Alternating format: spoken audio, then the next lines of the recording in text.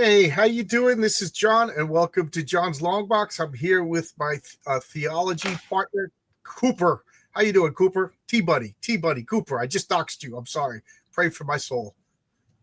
Oh, that's fine. That's fine. It is what it is. Uh, I'm good. I'm good. A little late here, but let's go. Yeah, are you sleepy or anything? No, I took a nap. So I apologize for this time. I'm a construction worker, and as such, jobs end. You go to different places. One of the best things about my job is you get to meet a lot of people. The worst thing about my job is you say goodbye to a lot of people. right. I was with a couple of guys for years, and now, we're gonna all stay together. We're gonna do the next building. We're gonna do the next building. Oh, everybody's scattered. We didn't get the next building contract. No. You know what I mean? So we're scattered to the four winds. I'm working with a whole new group of people, but this job starts at 3:30. So, wow. So 3:30 to 10:30, at least until December. I don't know.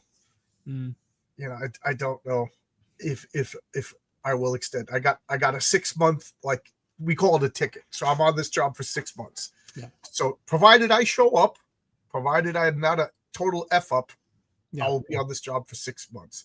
That's just standard. Well, you got to buy your baubles somehow. Yeah, I gotta pay the bills. I'm not broke, but I'm not financially wealthy. You know what I mean? Yeah, I got it.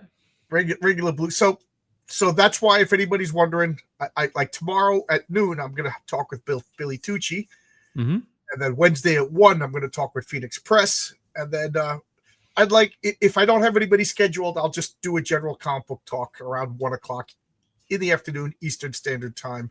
And then Friday, we're going to talk about Madman versus the Badger for midnight at its clobbering time. Well, I'll just say, for one, congratulations. For the other, may God have mercy on your soul. I won't say which one. So yeah, Billy Tucci lives not too far away from me. We actually hung out a few times, and whenever we try to get on each other's channels, something always happens. Yeah, Nick. Hopefully it won't happen like it happened with Mark Millar, but it is what it is. Yeah. Nick, Phoenix Press, is a controversial guy. He rubs some people the wrong way. I get along with them. I try to get along with everybody. It doesn't always work, but I don't know. I famously talk to people, and then it doesn't turn out the way it should. And whatever. Enough said about that. So anyway, that's your new setup, huh? No, this is temporary. I've actually got a office that looks like yours. I'm working on. Oh, cool! Because that looks pretty cool. It looks professional. Well, except for I can't get the mic set up right. So the office that I'm working on is got my bookshelves behind me. It's got my cool stuff. It looks a little bit like yours. And it's probably gonna have better sound and everything. So yeah, I gotta get a microphone. It's been going on like 5 years. I've been doing this. I gotta get a microphone. Yeah, you kind of do. Yeah. I think enough's enough. I bought a microphone and it just wouldn't work. I bought like a Yeti mic and it just sounded like crap. I pulled it out right after stream and just threw it in the garbage.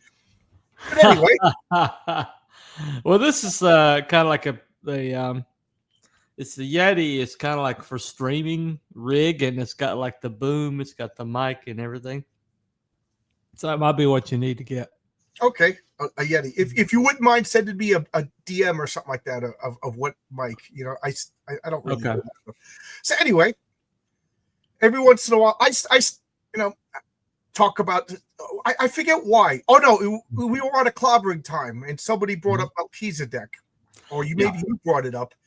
And then that started. No, it was James Lee. He was bringing up the fact that that according to some sources, my God is actually a Mesopotamian part of a Mesopotamian, hierarchy and right. And I never heard of this Melchizedek, so I asked you about it, and then I said, you know what, this is something that me and you could talk about on a stream, and it, and now we do an infrequent, irregular theology, and.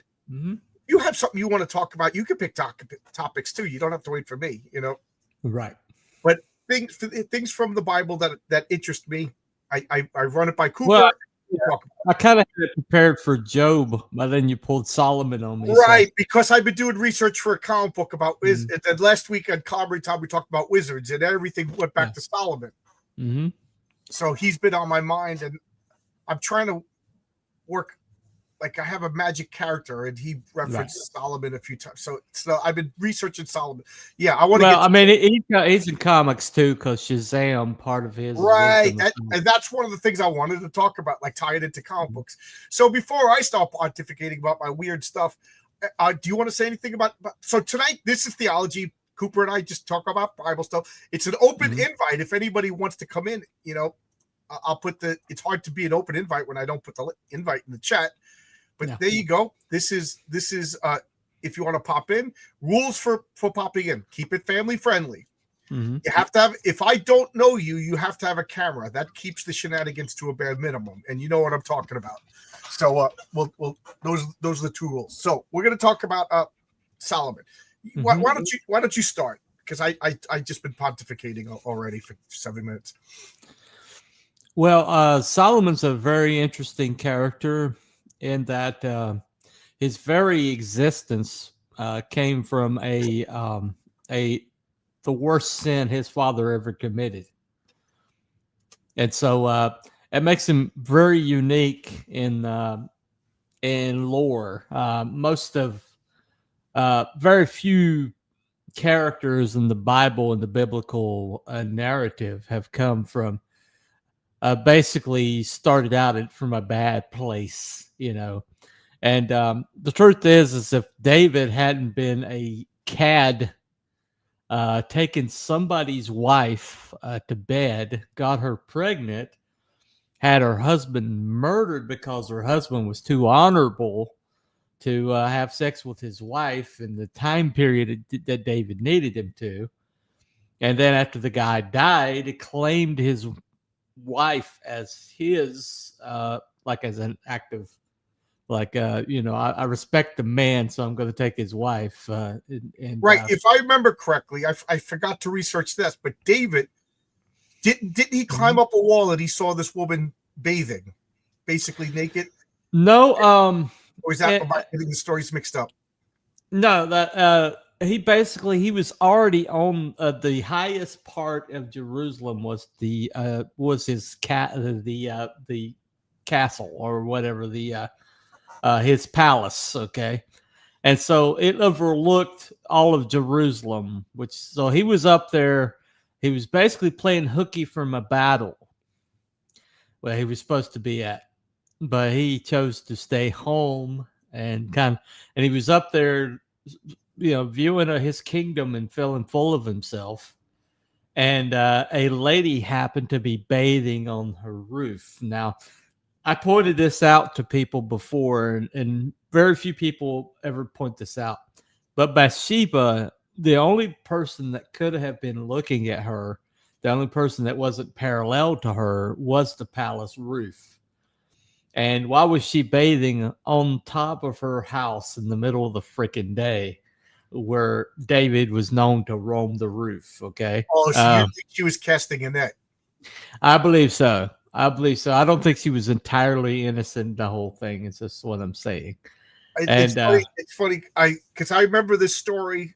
I went to Catholic school, and I remember Father Peter was telling the story, and then he apologized. Because it was First Friday Mass, so it was the whole school, so it was a whole audience full of kids, and he's talking about David spying on a chick taking a bath, and then I guess he had like I shouldn't be, and he's like, it was. So I always remember this story. It's a pretty salacious story. Right. There's a lot of salacious Bible stories. You know what I mean? There's a ton of them. Yeah. Yeah. But this one basically, when people say like, "Oh, is your comic book?" Because I want to do a Santa Claus story, and I want to talk about the historical life of Saint Nicholas. Okay. And people say, "Oh, is it going to be kid friendly?" I'm like, "Is torture, imprisonment, ripping fingernails off?" Like I said, the Bible isn't kid friendly. You know what I mean? So no, it's very not so. But the reason I'm interested in comics today is because of an illustrated Bible I had growing up. It was not uncommon at that time, but it was not the time of day she was doing it was uncommon. That's what I'm saying. And Eric, if I may, Eric, are you the person that did that wonderful artwork for yes, young Eric? Blonde? Yeah. So Eric, I already reached out to you. Maybe in a couple more months, I would like to hire you for something. We already talked about it, but it looked all signs are pointing towards go. Yeah, a little secret project, a lot of secret. Yeah, well, it's funny that you said that because I never thought of that. So she was just like, you know, well, maybe she was, maybe she wasn't. But either way, she was married to somebody, and that somebody was under David's command. It was really odd because he was a Hittite, which was another tribe of what's it, Jewish altogether. Hittites were like they're part of the tribes of Canaan that were supposed to be wiped out but weren't.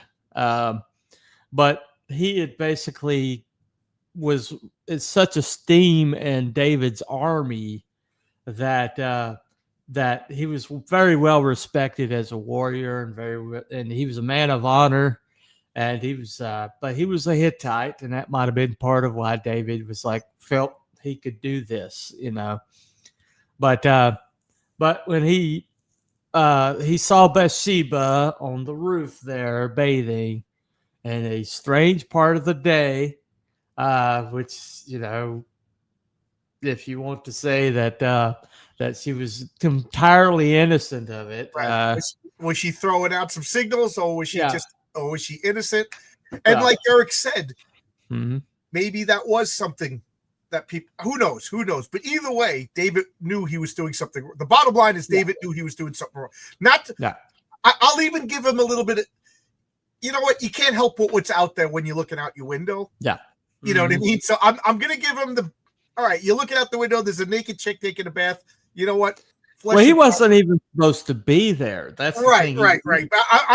I'm giving him as much latitude as possible. I'm just saying, whatever. He's looking out the window. There's a hot chick taking a bath out there. You know what? You got God's favorite. You killed Goliath. You know what? But you're still a man, flesh and blood. I can't.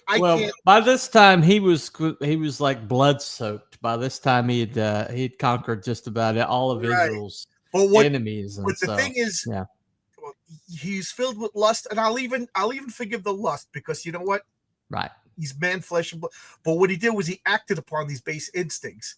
He ordered that soldier to the front line in basically a suicide run, and then he didn't know it was a suicide run. It was a murder because he told Joab, you know, to have him like on the flank and then withdraw. Oh, so I didn't realize it was that bad. I didn't realize. Yeah, it was a murder. He had this is how sadistic this is.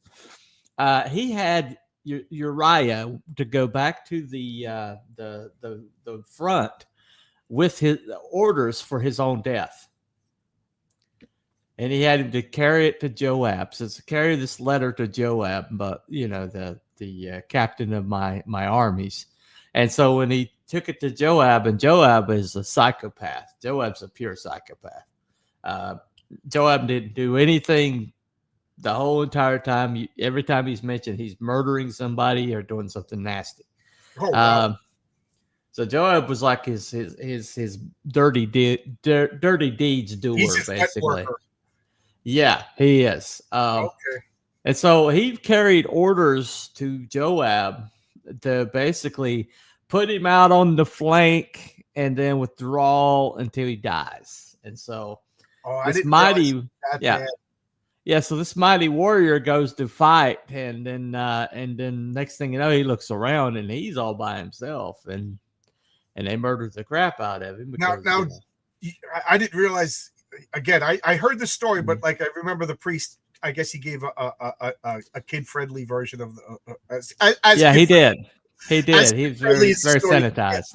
But now, did Bathsheba, was she like? Did the soldiers run in and grab her out of the house screaming, or she was just like, "Oh, good, my husband's gone now"? No, he sent word for her to come to him, and she came. Well, yes, he's the king.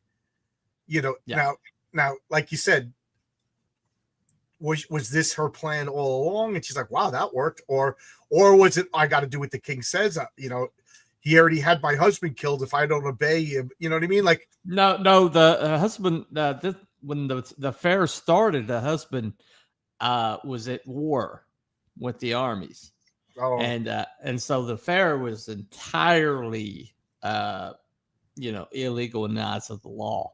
Okay, so this I see. Yeah, so Solomon is born of this, and later on, the child that was born of their union, their union died.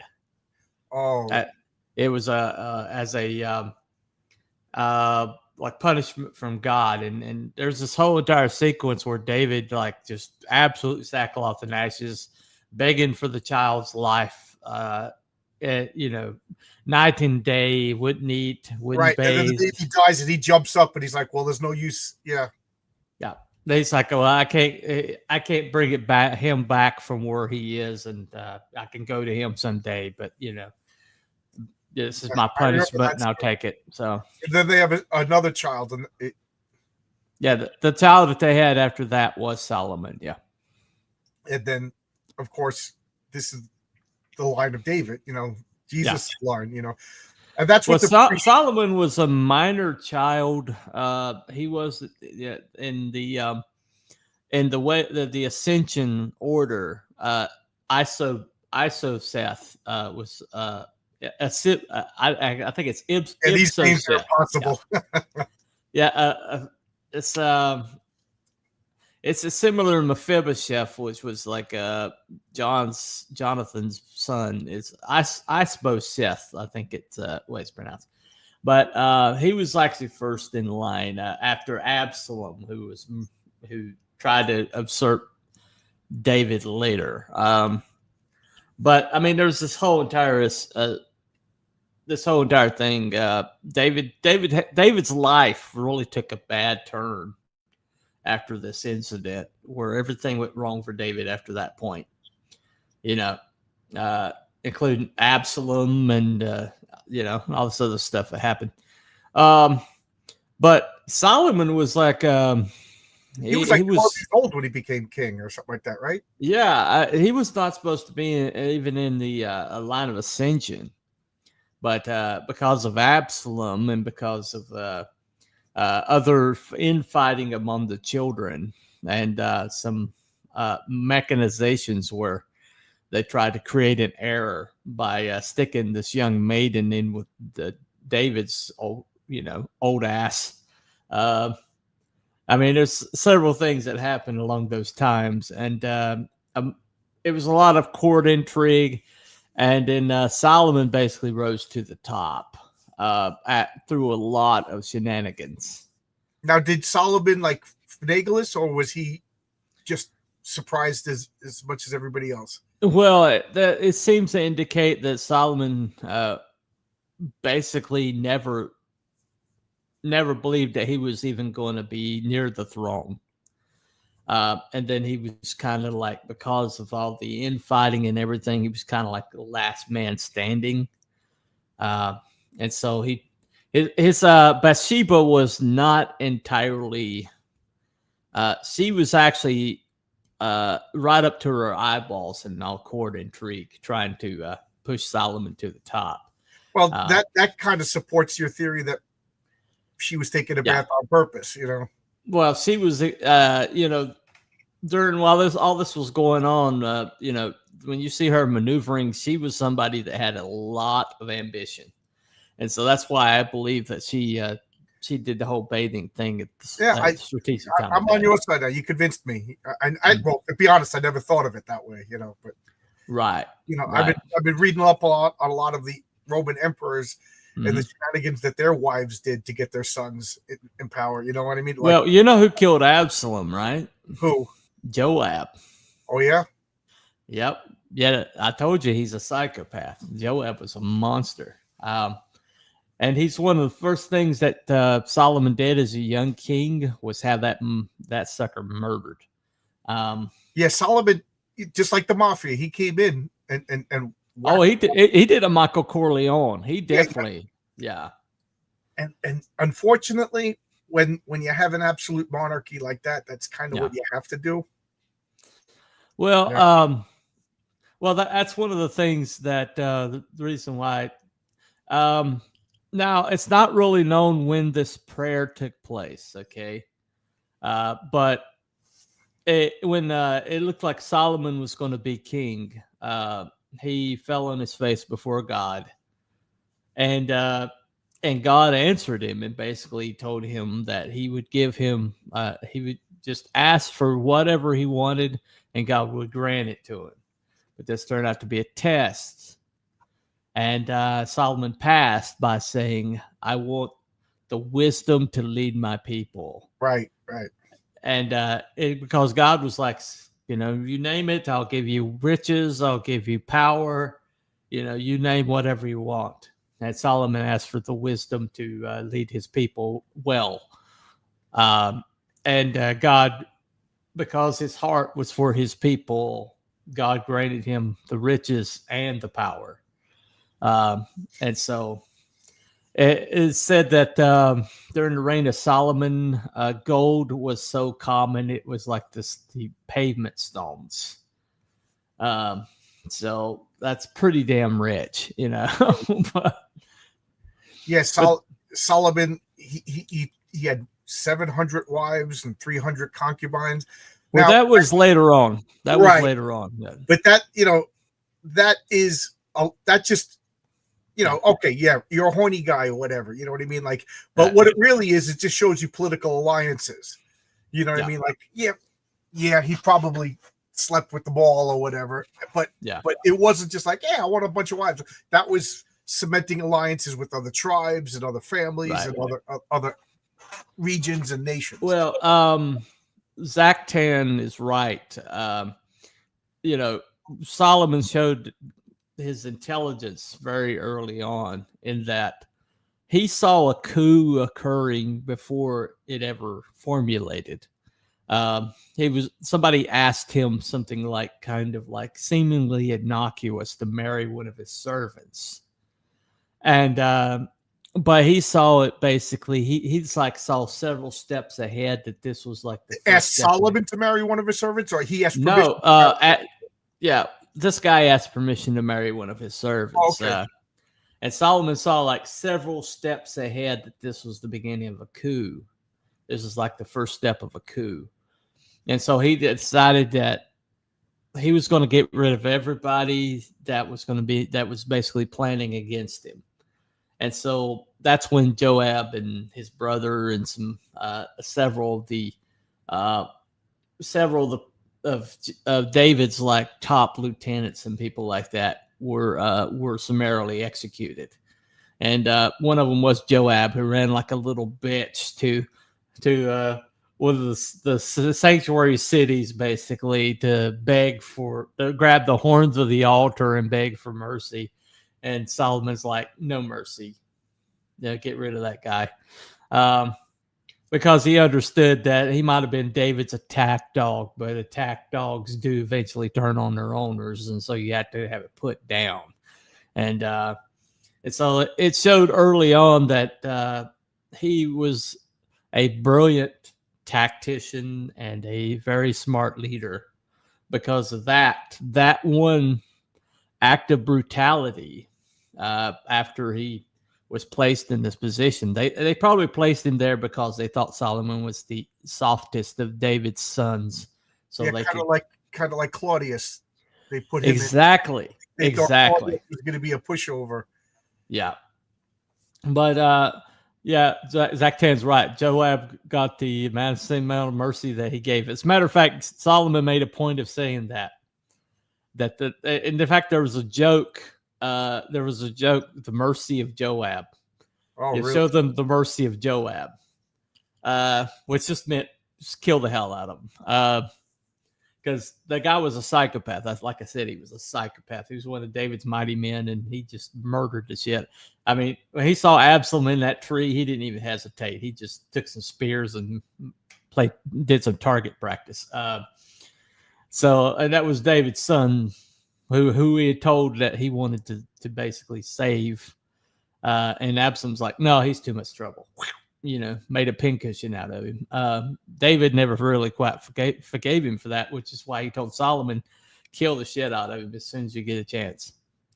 Do not let that man, let that man live, or he will cause you trouble. So now Solomon is pretty much a king. Am I correct? He was like a 12-year-old, and well, he was really young, but it's like there's multiple. Solomon had a very peaceful reign for the most part. But basically, he was very young. But I mean, there's differing accounts. I think Jewish tradition has him about 12, but there's biblical scholars that think he was at least in his early 20s. But he was relatively young to be a king, certainly. But people think that they got rid of the older brothers who had experience, and the older brothers who they thought would maybe not do their will, and they put the softest brother that they thought they had into kingship, and then he turned out to be the most ruthless and brilliant king of them all. Right. And he wound up building the temple that God wouldn't allow David to build. Right. It's pretty much one of his first famous things as being the king was the story of the little kid. Yeah. Right. That was like the first display of the wisdom of Solomon. Well, it's there was like probably hundreds of thousands of decisions that he made, but this is one of the ones that were recorded. Right. To kind of like give you an idea. And what you're referring to is a situation that was brought before him where two women claimed the same child. They lived in the same place, and one of them lost their child and started claiming the other's child as their own. And when they were brought before Solomon... It's difficult because you're supposed to believe all women. Yeah, exactly. Yeah, exactly. But when they were brought before Solomon...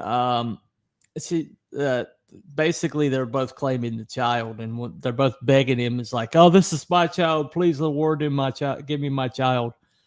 And so Solomon's like, cut him in half and give each a piece.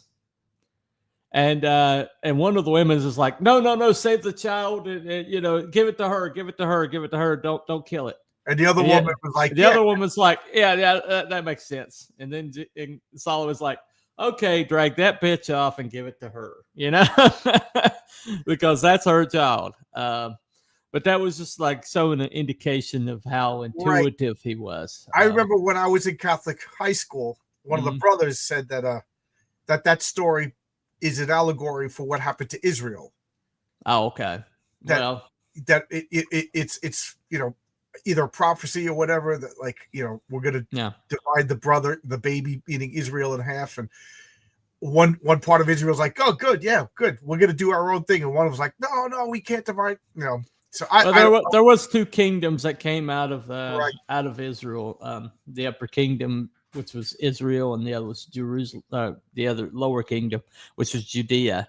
And the upper kingdom got absorbed into the Assyrians, but that happened after Solomon's the 10 reign. tribes, right? The 10 lost tribes. Yeah. One of which became Battlestar Galactica. By I guess Belisarius is reckoning, but anyway. But that was a big shock to me to find out as an adult that Battlestar Galactica was just Mormon mythology turned into sci-fi. Wow. There is probably a possibility of that. Catholics like to find allegories. I cannot argue with that. Argue with that. Well, but if you see, Solomon wrote, he wasn't the like polygamous individual. early on, because he wrote Song of Solomon, which is basically Jewish porn. They weren't even allowed to read Song of Solomon until they reached a certain age. But it was basically his this love affair that he had with this young, I think it was a shepherd girl. And it was just basically her talking about him and him talking about her. And it was just like it's supposed to be, I guess it's allegorical or whatever, but he wrote that. And so he wasn't always the polygamous individual. So people change over time. Like, Solomon was famous. He wrote up, the Psalms. He wrote the Song of Solomon. Did he write? He wrote Ecclesiastes, right? Also, he did write Ecclesiastes, yeah, right, and a lot of the Proverbs and Proverbs. That's the one I couldn't remember. Yeah, so and then, like you had mentioned before, he built a temple. Yeah, and this is where he starts getting really interesting to me as a comic book person. Okay, but yes, I want to tie talking into the Old Testament into comic books. Well, let me tell you how amazing the temple was. Okay, go ahead. It was sacked multiple times. It was torn down and rebuilt. But when the Jewish people were able to save some of it when they rebuilt the temple in the time of Ezra, and when the Romans came to sack it, I can't remember. It was this happened later on after Jesus's time, when the Jerusalem finally crossed the line and got sacked by Rome. When they tore the temple down, which Jesus basically told them was going to happen, they tore the whole thing apart to get at the mortar in between the bricks, because inside the mortar between the bricks was gold. So that's how opulent this temple was that Solomon built. And this was like centuries later, after it had been razed and ransacked multiple times. Yeah, I didn't know that, but I'm trying to think of the Roman emperor. Was it? I'm pretty sure it was Tiberius, maybe. No, not Tiberius. Tiberius was emperor during Jesus's reign. I think it was Tiberius, and then after Tiberius was Caligula, and then the Claudius, and then Claudius. I think after Claudius, it was Hadrian. I think Hadrian. I think it was Hadrian. I think it was Hadrian that was just like enough. Yeah, well, I think Scipio was the general that did it. Probably. But the story was that the Romans were there watching the Jews have their Easter or Passover. Not Easter. Yeah, the Jews wouldn't be having an Easter thing. Having a Passover thing. And one of the Roman soldiers got drunk and turned around and farted. And that outraged the Jews, and it started a small riot, which turned into a large riot, which turned into the whole freaking city is finally destroyed. So I remember telling my father that story. My dad used to talk about Bible lore a lot. Yeah. And my father, anything about farts makes him laugh. And he was just like, man, that was the most powerful fart in the history of the world, that it destroyed a whole culture.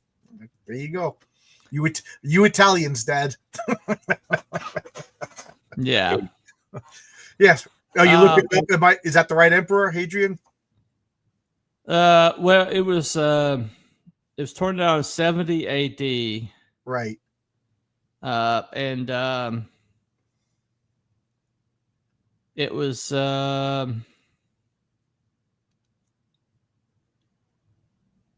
okay. Titus, Julius Alexander. It's kind of like throwing a lot at me here. Titus was the general, I believe. The general, yeah. Yeah. Destruction of Jerusalem happened. Well, the bottom line is I didn't know that there was actual gold in the mortar. Yeah, there was. See, Jesus said that they're going to tear this temple down, and not one stone is going to be left upon another. And so that turned out to be very accurate, because they tore it apart to get at the mortar in between the bricks. And after, I mean, the first documentation that the Ark of the Covenant was gone was was Crassus, one of the triumvirate before Julius Caesar. He went into the holiest of holies and said there was nothing there. Okay. Right. So that was already confirmed. Now, some people are saying that he was basically saying that some people say there was nothing there. Literally, there was nothing there. There was no Ark of the Covenant. There was nothing there. And other people saying he was nothing, meaning he couldn't see out of the Jews because he wasn't. Well, he expected power, like a physical power, to be there, and it wasn't. Right. Once upon a time, the Holy of Holies, like the Ark of the Covenant, was so powerful that anybody that touched it the wrong way would die. Right. Onan, right? Yep, Onan, right, exactly. And then the Temple of Dagon was knocked down. That is one of the coolest stories in the Bible. We should talk about that one night, but we should do a whole show just about the Ark of the Covenant. But just today, I was doing some research, and it said that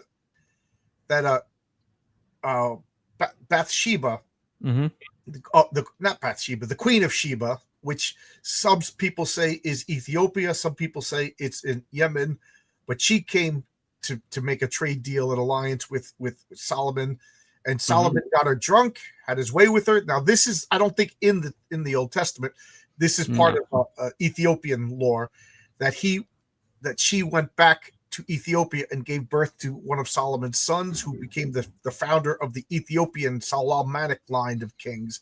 And he went back to visit his father and basically kept his father charmed while they stole the Ark of the Covenant and replaced it with a duplicate.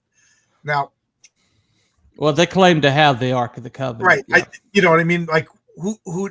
So it says that the theory is that God allowed this because Solomon had already dedicated temples to other gods, Asherahs. All of his wives were influencing him to worship other foreign gods, and this was, and then basically saying like this is a path of destruction. Other people saying it didn't happen. Who knows? Other people who are very more, realistic are saying that at this point the Ark of the Covenant was already captured and melted down by the Phoenicians or whatever.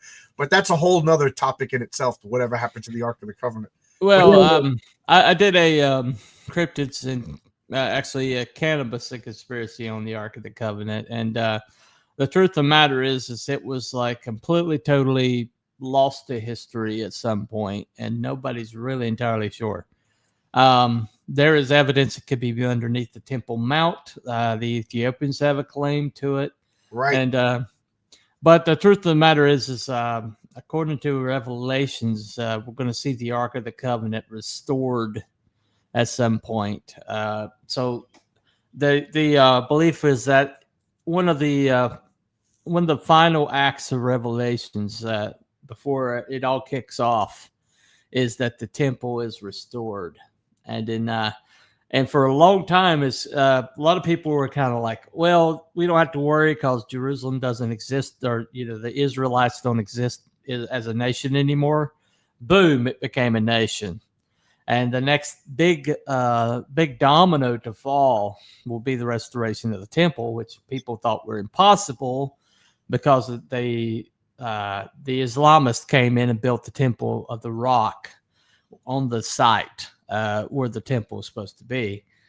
But now, because of the Abraham Accords, and because of some moves that are currently being made by the Trump administration, it has turned the Gaza into like the Riviera of the Middle East.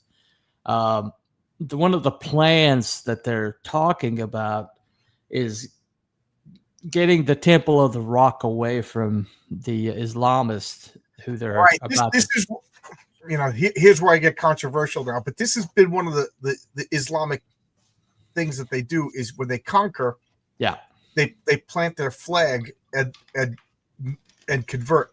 So when they don't convert, they murder. Right.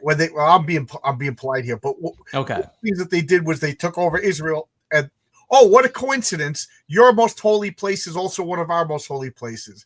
Then then they went into Turkey and they took the Hagia Sophia. Well, it's almost like the Islamic faith was basically bastardizing Judaism and acquiring all of its all of the things that make they went Judaism into India special. and they took all the Indian science and philosophy and claimed it as their own. The whole Arabic Golden Age is basically. And by the way, had more of a slave trade than any other culture in history, including white cultures. The reason why we don't talk about it is they castrated their slaves.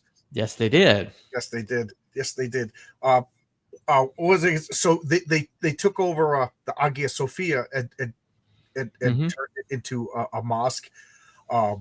When they went to Spain, everybody knows the story of El Cid, the Charlton Heston movie. I forget the name of the church. They turned it into El Cadiz, and when they in the World Trade Center, if you remember, they were going to make a mosque and they were going to name it what originally that Spanish church was called.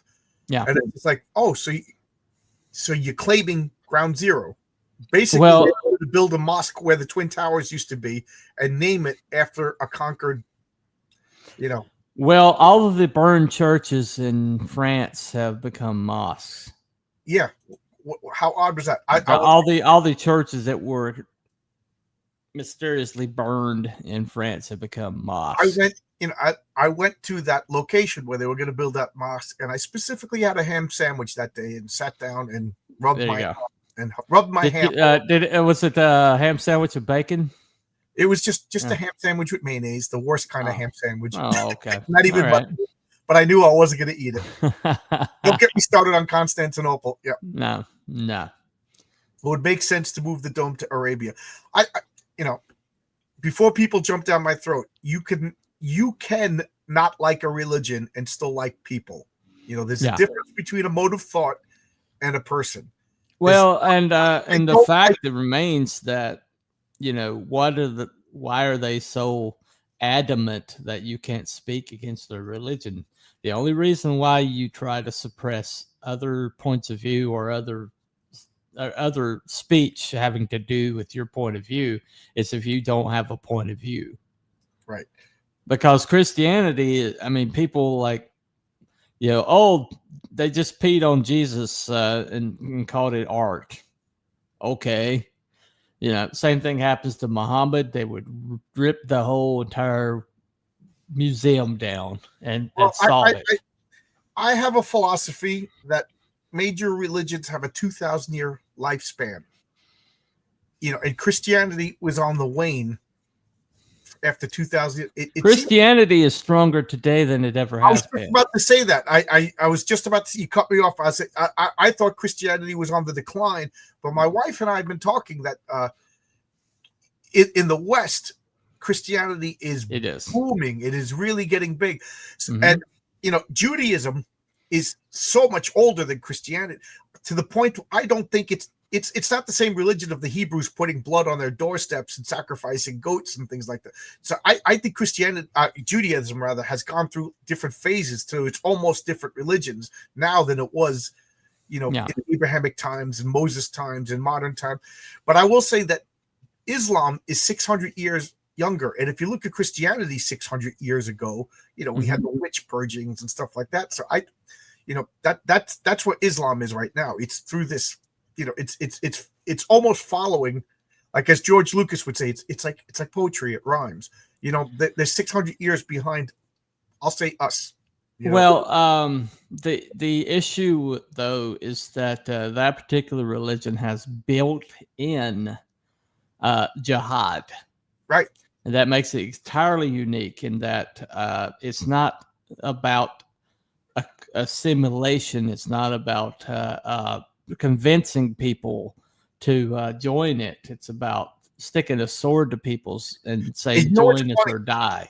As a kid, up until college, I was always told, "Oh, Islam spread through peace more than any other," and I believed it. Why wouldn't I? Islam doesn't play nice. And then when I went to college, I play nice. Took a class on Islam, and the teacher was this pretty little blonde woman, and she was like, "Oh, Oh no, Mm-mm. it was No. just funny. It opened my. But anyway, we're talking about Solomon. So let's get back to Solomon. So Solomon built this temple, Yeah. and this is to me where he strays from like a typical Old Testament character to almost a comic book mythological character.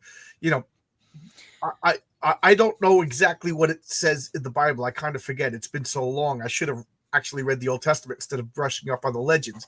But one of the legends is he was told that he couldn't use stone that was cut by tools. So he had to get the shamir. Have you heard this story? No, I have not heard this story. No. Shamir is a worm. So he had to get a worm that could carve the stone. And I keep thinking of Star Trek, the Horda, no kill eye. Is this Kabbalah? This is Jewish mysticism, Kabbalah, stuff. So he fashioned a ring with the seal of Solomon and bound Asmodeus and forced Asmodeus to give the location of the hoodoo bird. And then the hoodoo bird, he watched the hoodoo bird until the hoodoo bird took him to the shamir, and he captured the shamir, and him and Asmodeus, one of the princes of hell, built the temple of Solomon. Now, of course, this isn't biblical stuff. This is later on stuff, That sounds like a Masonic lore too. Yeah. So I always, shamir, a worm helped build the temple. You know what I mean? Like, don't you think there would be people talking about, then this worm came out and built the temple?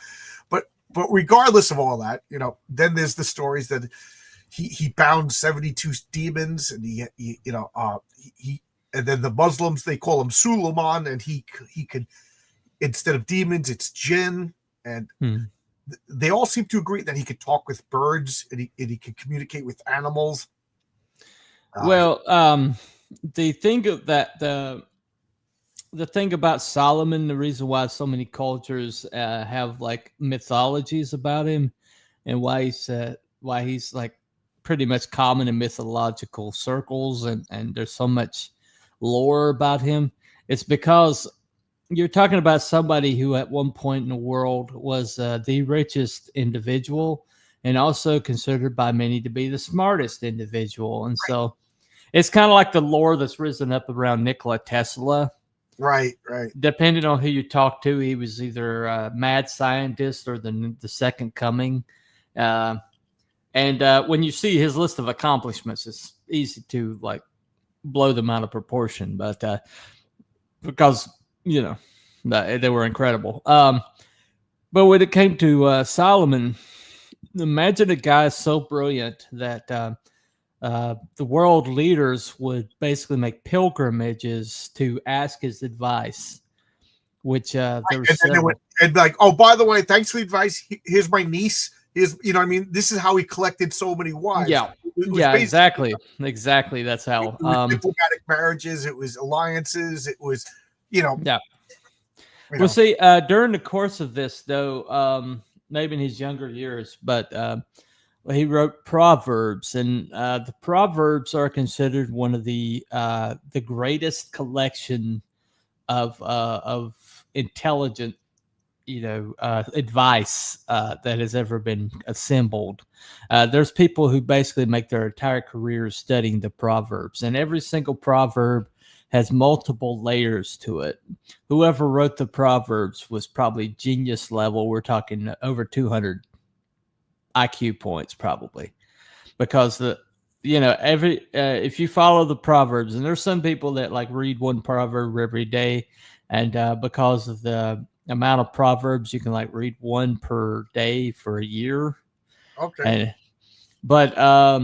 And then basically he wrote Song of Solomon when he's a young man and just head over heels in love. He wrote Proverbs during his reign as the most brilliant king ever.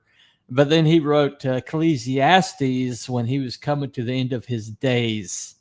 And there's different periods. I'm not the same as I was when I was 14 years old. Right, but he also wrote some of the Psalms and some of the most brilliant and complicated Psalms in the Psalms. But when you read Ecclesiastes, there's kind of it makes you tired just reading it, because here's a person who had it all, did it all, and saw it all, and it was all empty.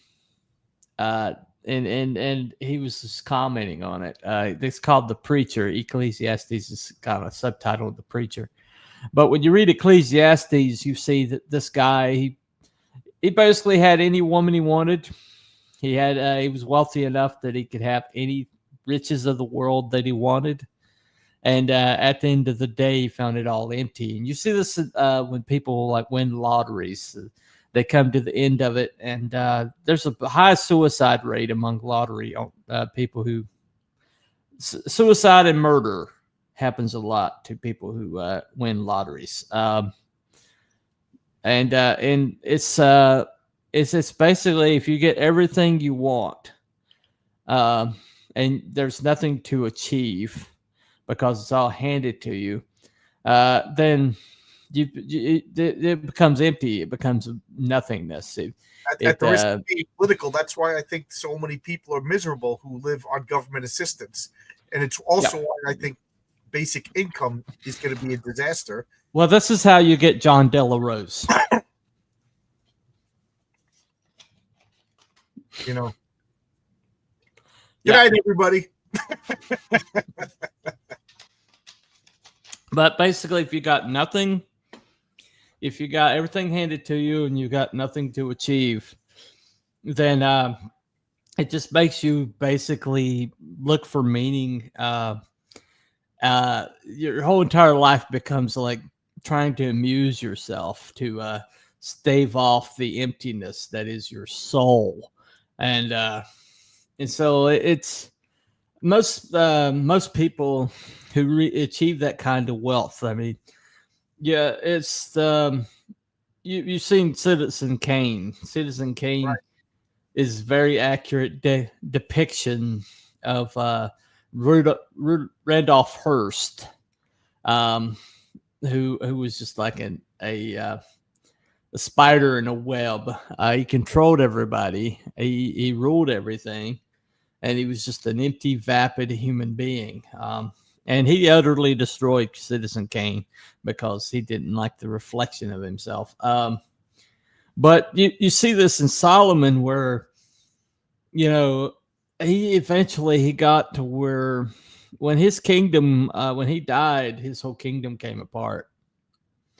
The center couldn't hold. And it's because he had in his apathy had allowed so many different like groups of people to rise up and to take control of it. Look at all of these rock stars that end up having miserable lives. You know what I mean? Like, these people, like, maybe they grew up in a normal life, and then all of a sudden they're 19 years old, and they're surrounded by people who their whole livelihood depends on, so they're not going to say no. No.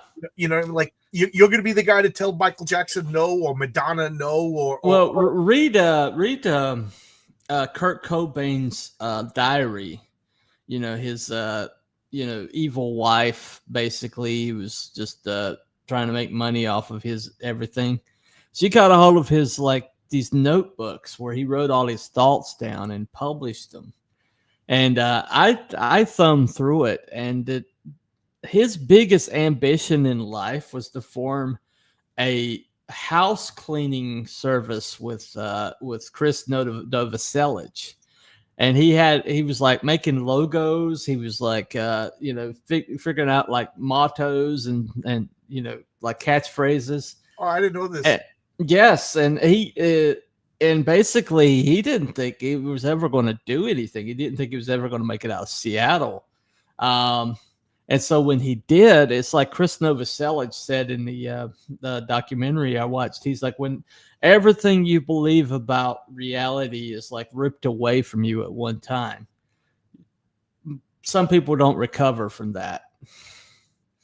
And one thing I like about Chris Novoselic is during the height of Nirvana's popularity, he bought a modest house in Seattle suburbs, and was living a little bit better than his parents. You can't fault him for that. But he said, he goes, nobody's buying Nirvana records because of my bass playing. It's all right.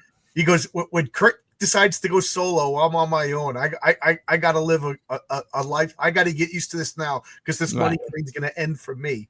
And he seems to be like a pretty well-adjusted person. You don't hear any scandals. He's probably a grandpa now. Oh yeah, I was in a band. Who knows? Watch, we find out that the guy's in jail or something like that. I haven't, you know what I mean? But no. I think he's a pretty well-adjusted guy who knew got his head on straight. Like you said though, but Kurt Cobain, I'm trying to think of like all of these guys. It's just like look at all these rock bands from the 80s. Motley Crue.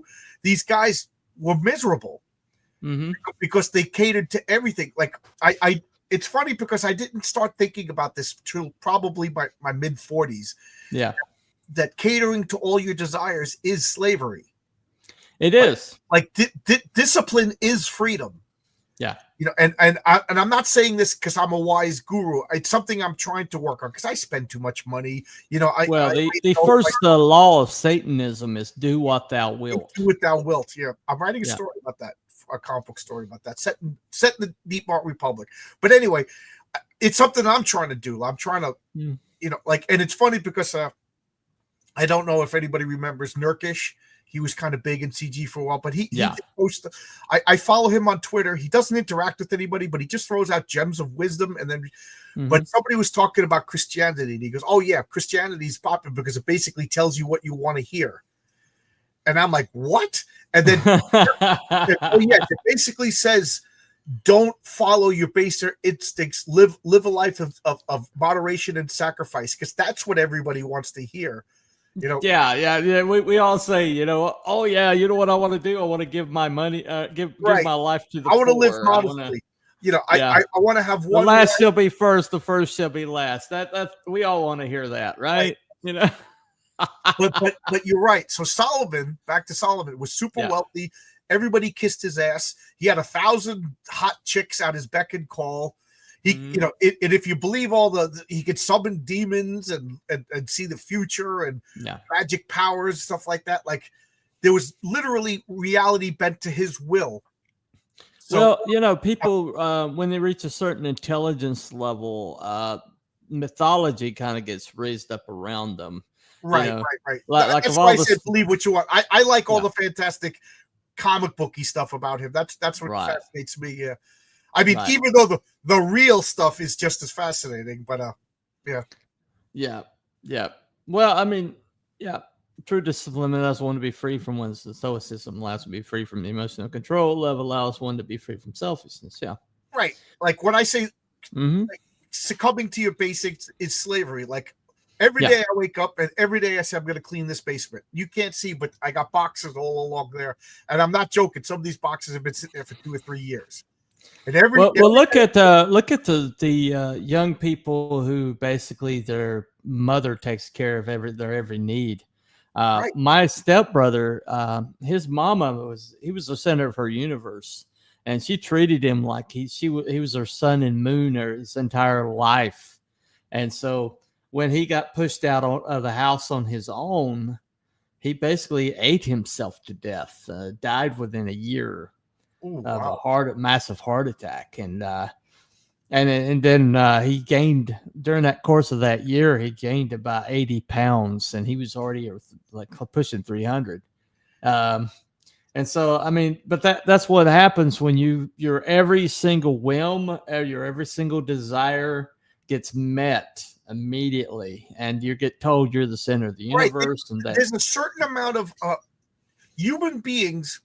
Whether you believe in evolution or not, but human beings, for the most of human history, whether you believe in evolution is irrelevant. But the fact is that most of human history is conflict and hardship. Yeah. And we have adapted to that. I'm not using the word evolution because I know you got a problem with that now, trying to be respectful to my host. But like we have adapted to conflict. We are reality has a problem with revolution. Right. But you know what I'm saying. I know what you're saying. You're my buddy. You're my buddy. I don't want to you're one of the last people I'm not fighting with. I want to keep it that way.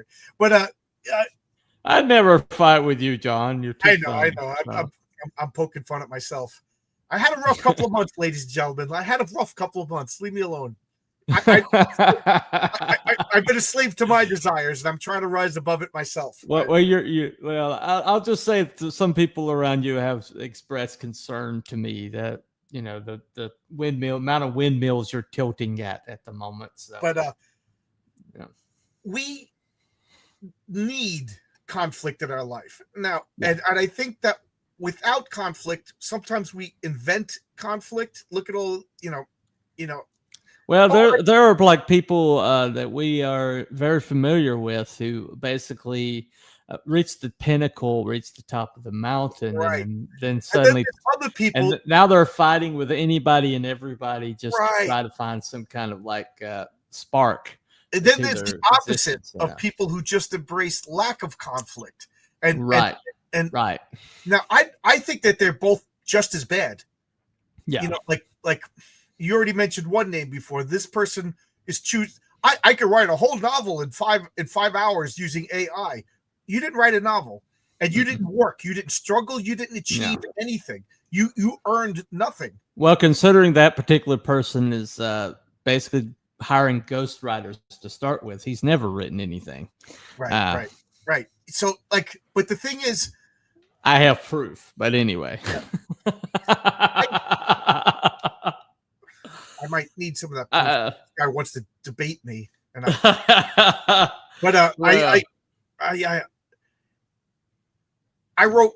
have one comic book out. It's not setting the world on fire, and I do see flaws in it now that I put some distance, but I made it. I wrote it all myself. I hired people to draw it. I hired people that I shouldn't have hired. I spent money that I shouldn't have spent. And now I got a second comic that's going to be shipping in a couple of weeks. Yeah. That's that much better. And now I got two other comics in the works that are so much better. And I enjoy that. Now, should I have just hit an AI button and spammed out? There's no reward to that. There's no conflict. There's no overcoming anything. And the problem with AI is it's just regurgitation of somebody else's work, right? And so essentially, if somebody doesn't originally create that work, then AI has nothing. It doesn't invent it from scratch, right? And so eventually, when AI starts looking around for it's going to be cannibalistic. Yeah. It's called I can't remember what it's called, but eventually AI is going to start having nothing but AI to draw from. It's funny that you said it's that. It's already happened. I've been saying this, and I didn't realize, but like rap music, I'm not a big fan of rap music, but I will admit that back in the '80s, it was new, and you had Run DMC, you had Cool Mo D and guys like that, LL Cool J. They were inventing something. Whether you liked it or not, it was new. Run DMC, You know what I mean? You Beastie Boys. Now, but when those guys gave interviews, they were talking about Black Sabbath. They were talking about Merle Haggard. They were talking about why can't I think Curtis Blowfly. They were talking about Stevie Wonder. They were listening to everything, and they invented rap. Now, when you listen to Drake or his articles. He only talks about rap from 10, 15 years ago. It's like their inspirations are other rappers who listen to other. It became incestuous. Well, it didn't come. Especially with the sampling, that was always going to be a dead end because if you can't create your own music, at one point Beastie Boys realized this and they started learning instruments to play their own instruments. Right. They became a better band. I always hated sampling. I thought to me, sampling is just AI. It's auditory AI. Well, I mean, the excuse that they used was we're underprivileged, and so we don't have money for the instruments. Yeah, because they're using these turntables that are more expensive than any. Right, because hillbillies, they were so privileged. These guys with no teeth. Oh, absolutely. I always hated that. We're poor. We're disadvantaged. We're urban youth. Shut the hell up. Yeah. Everybody suffers. Everybody's poor. Like what's his name? White from the White Stripes. Why can't I think of his name? Jack White. Jack White. Yeah. That guy took a broomstick. He somehow saved up enough money to buy a pickup, and then bought strings and made a guitar out of a broomstick, a pickup, and strings, and taught himself how to play guitar. He took a job where he got paid in guitar lessons. Yeah. Worked he spent the summer working 8 hours a day, and then at night he would get guitar lessons. So don't tell me disadvantage. Where there's a will, there's a way. Well, there's parts of the Appalachians that have been like more underprivileged than any ghetto in any city in America, and have been since the 1920s, when the Spanish flu came through and wiped out a lot of the infrastructure. I know places today that look like Beirut up in the mountains, and so there ain't no diversity up in them hills. It's all white people up there, and so it's just basically it's all bullshit. I mean, the moment that you essentially excuse your mediocrity is the moment that you start dying as a people. Right. You drive through a neighborhood and there's garbage in the bushes. Okay, you're poor, but you can still pick up the garbage. Well, Rudolph Giuliani turned New York around, but he called it the shattered window I remember that syndrome, where he basically said, if you see a broken window in that neighborhood, you fix that window and you find out who broke it and you get rid of that person. Consequences for even so much as a broken window. We are so far off talk, but I don't mind. This is a fun talk. But this is Solomon. I mean, this is Solomon's wisdom. Solomon indulged. Giuliani was quoting Solomon. Right. So but Solomon went from this wise guy who basically prayed for wisdom to fast forward to 40, 50 years later. I don't know how many exact years. And this was a guy that if he said, I want this, I want cocaine off that naked girl's breasts, they did it. Whatever he wanted, they catered to him. And it's human nature to push limits. It's human nature to now I'm bored. Now I need something. That's why porno is getting really, really bizarre. That's why like 1 out of 4 girls in America is on OnlyFans, because we're pushing limits. We're pushing limits because we don't have any real conflict in America. Well, one of the things that has turned America around is because the last 4 years have been so hard on so much of America that it's caused people to find within themselves resources they didn't know they had. I mean, look at the difference between Trump when he first office and then second time. Now that he's president, I mean, the first time he was great, but at the first time he was too nice. He was naive, and he was trusting the wrong people. Bolton, I mean, make Bolton your DNI what? But this time, after they persecuted this man for 4 years and tried to shoot him, he has 0 F's to give this time, and it's made him such a better leader. I'm going to embarrass myself right now by asking you this question. When are the midterms? Is it this November or next year? I think it's next year. Okay, because I'm praying that Trump is needing this dough, and he's going to just explode for an October surprise next year, like with mass arrests and evidence, because I don't think that people are going to get away as scot-free as people think they are. I do. I want to see perp walks. I want to see Nancy Pelosi. I want to see Hillary Clinton. I want to see Fauci. I'm out for blood. Yeah, I have to say that I hope so. These people forced friends of mine to get injections that killed them.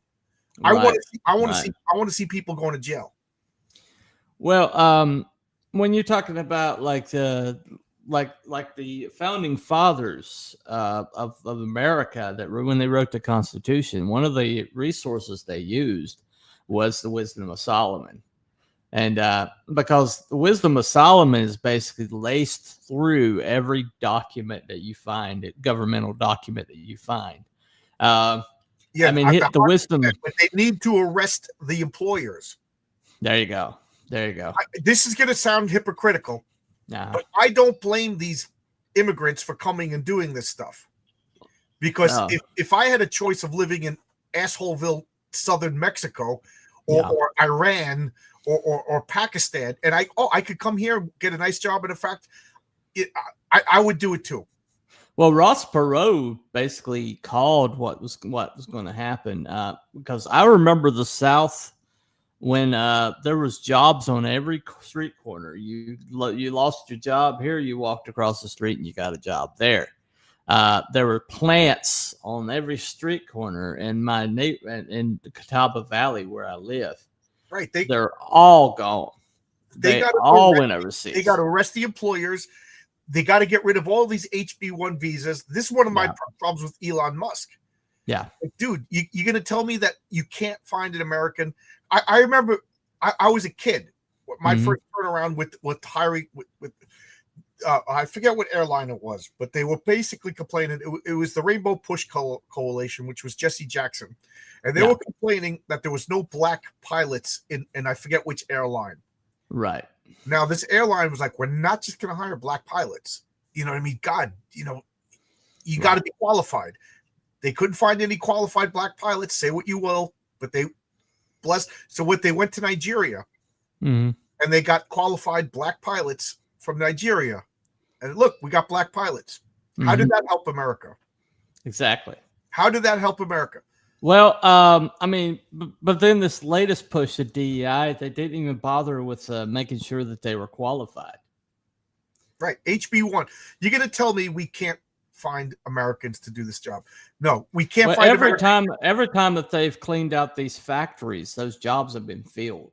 Right. I forget what factory it was a couple of weeks ago. And there was a line around the Hyundai. Americans still do this job, and I love the hypocrisy of the liberals, where they're just like, well, then who's going to pick the lettuce? It's like, oh, you so all this bullshit about a living wage is just that bullshit, right? Yeah. You have to pay them. I mean, Americans will do the job. You just have to pay them a decent wage. And that's what the big issue is. Right. They don't want to pay somebody to clean their toilets a good wage. And so that's why Hey, Rosie O'Donnell, do you pay your maid a living wage? Trust me, that person makes double for dealing with her. To be honest, she doesn't have to pay for anybody to mow her lawn. She just goes out and grazes. No, I'm sure. So anyway, back to Solomon. So here's a guy that got every indulgence catered to, everything. And like we keep talking about the wisdom of Solomon, but this is a guy who literally was blessed by God. Now, whether or not he saw God, whether or not it was personal, I don't know the fine details. But this was a guy who was propped up by God, given wisdom, and then later on in his life, he's now setting up temples to Asherah and to I forget the names of some of these, like Baal. Well, Asherah in particular has child sacrifice. Right, and Moloch and Moloch. I probably remember all the names that he set up. Baphomet. And you know what I mean? And then, that whether or not you believe that the older sources, that's what caused God to let the Ark of the Covenant go and whatever. And then now under I can't say his name, his son, Rehoboam, who became the king. Right. The Israel was divided into the two kingdoms, conquered by the Assyrians, and then later on 10 tribes disappeared, and we only had the two tribes in the south left. I look at this as later emerged as the Samaritans. Now, was Rehoboam? Geez, this name is going to be the death of me. Was he considered a good king or a bad king? Rehoboam was a bad king. Right, he was a bad king. Yeah. So this is just like another pattern in history, like Marcus Aurelius, one of the greatest kings in all of history, the emperor, the philosopher king. The people that we aspire to be. Basically a guy who an example of stoicism and have a routine and discipline. His son Commodus was one of the worst things ever. Like, people seem to have a blind spot for their kids. Well, I just did a show this afternoon about how the person who truly destroyed Disney was Abigail Disney. Oh yeah. I mean, because Roy, the brother of Walt Disney, basically he headed up a usurper of Eisner and kicked Eisner out. But then basically he took control of the board of Disney. And then he didn't live just a few more years later after that. And the person who basically took his place was his daughter, Abigail. And Abigail absolutely, completely, totally has been raised in privilege, has never had to work for anything her entire life, has been raised in communist California and hates everything that Walt Disney has ever stood for. Right. And everything that's happened since has been for her mechanizations. Well, I also believe that Linda McCartney destroyed the Beatles, not Yoko. It's just that Yoko is the ugly foreigner. But we can do a show about how Linda destroyed the Beatles, not Yoko, one of these days. Well, I don't think Yoko helped. I don't think she necessarily did anything other than be ugly and annoying. But yeah. Linda, she got her brother to be the photographer. She got her other brother to be the lawyer. She got her other brother to be their manager. And what happened? They were bleeding money. They were all suing each other. You know, Yoko was just like, I'm just going to be annoying and ugly. Well, I mean, John didn't help things by being so obsessed with her. Right. I mean, he left his wife for that thing. So, I mean, well, he left his wife as soon as they got a record deal. John Lennon was a piece of crap. John Lennon was an extraordinarily piece of crap. Yeah. Right, he was a piece of crap. He probably beat his wives too. So. Well, he beat Yoko, but we don't care about that. Well, I don't want to know what that sounded like. I'm sure it sounded exactly like her. It probably sounded like our music, like side two of Double Fantasy. Yeah, probably. Funny thing about it is Sean Lennon is actually pretty based. Yeah, he's pretty cool. I follow him, and I think he followed my original account, but yeah, him and Scott Baio followed my original account, which is my only real claim to fame. Yeah. Well, yeah, Scott's actually a pretty cool guy. So here we got Solomon, and this seems to be like a common thing among wizards. Like I can't help it. Like Merlin's weakness was women. Solomon's weakness was women. You know, so well, it's every great man in the world that fell. It seems to be a common denominator there. I'm just saying. Well, I mean, I see it all the time where you see somebody who gets successful and then suddenly he basically trades in for the younger model, and then basically it all goes to shit after that. It just seems to be a common thing that happens. My wife always says, you know, if I go first, you know, you're gonna have all these young girls, and I'm like, where are these young girls? Do you know somebody? That I'm just not aware of. She calls me an asshole. Well, you'll fade away to nothing and die a shell of a man if your wife were to go anywhere. So. And I mean, look at Odysseus. To me, Odysseus is the anti-Solomon. Because this is a guy that women were trapping him, and his love and desire to get home to be with his wife and family kept him going. Like he was trapped on Calypso's island for 7 years. He was trapped with Circe. And knowing Greek mythology, Calypso was described as walking around naked. Just this beautiful thing. And every day Odysseus was just on the beach missing Penelope, his wife. So finally Calypso couldn't take it anymore and said, just go. Well, she wasn't used to being rejected. And so. Right. But she was just like, this guy is gotta, Yeah. So I like Odysseus. So like, what I'm doing is I'm getting a roundabout way to Captain Marvel Shazam. We have the strength of Zeus. Yes. Yeah. Zeus, who's this philanderer guy that the women were his downfall. Hercules is one of my favorite Greek myths because he's such a good guy, but such a goofball. Yeah. So he's just like a nice dummy, and A then typical jock. Yeah. not but like a jock implies like arrogance. Like Hercules was just like a good old dummy, But then you had the wisdom of Solomon, and all of these people. I always said, Speed like, of Mercury, I think, was Speed of one of them. Yeah. Mercury, Atlas, and Mhm. Achilles. But like, what would be the wisdom of Solomon? Like, Well, and to me, in the Captain Marvel comic books in the 40s and 50s, yeah. modern day DC, that's a whole other thing. They, as far as I'm Right. concerned, DC never did Captain Marvel correctly. But in the early 40s and 50s, Captain Marvel, like girls like Butia, Fawcett, I think it was Fawcett Comics. Fawcett Right? Comics. Mhm. If you remember Butia, which was Dr.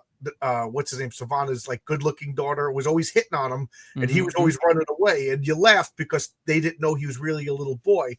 But I was always wondered, is that like the wisdom of Solomon telling them, don't be like me, don't let women be your downfall? Well, You know what I mean? wisdom, Like, that's how I would modernize Captain Marvel. Well, when I look at the wisdom of Solomon, when I read like several comics of that era, and the wisdom of Solomon seemed to be basically the intelligence of a child, in that children see the world as it is. You can't fool a kid. And the kid will speak the truth in every situation, no matter how awkward. We all know that little kid that just like, Mommy, look at that fat lady over there. I was that kid. Yeah, I was that kid. But before basically before you shame a child into like denying the truth of their eyes.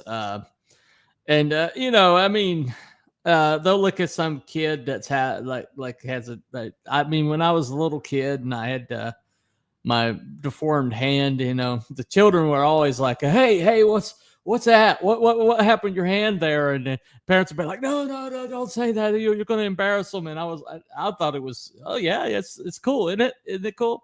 You know.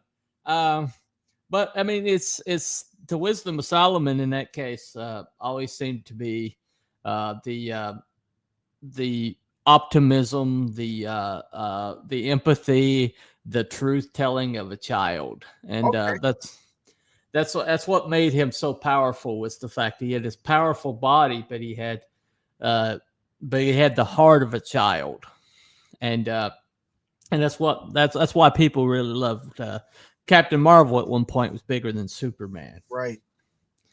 And so DC basically they basically destroyed Fawcett Comics and then acquired Captain Marvel and then buried him. Right. Well, they I mean, it was a whole bunch of things. It was a whole bunch of time, they sued them, and then that whole seduction of the innocent, worth them.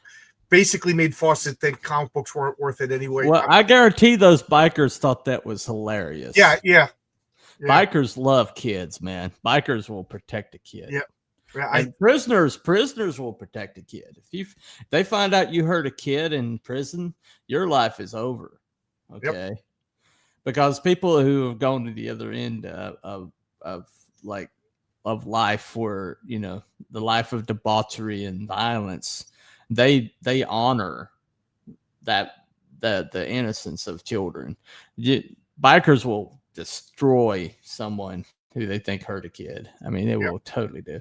Took it good naturedly. Yeah, exactly. You reminded me of my brother-in-law, my father-in-law who died before I met my wife, and his wife, my mother-in-law, who was a sweet woman. They used to just invite people over for dinner and have conversations and talk. My wife and her brother were real little kids.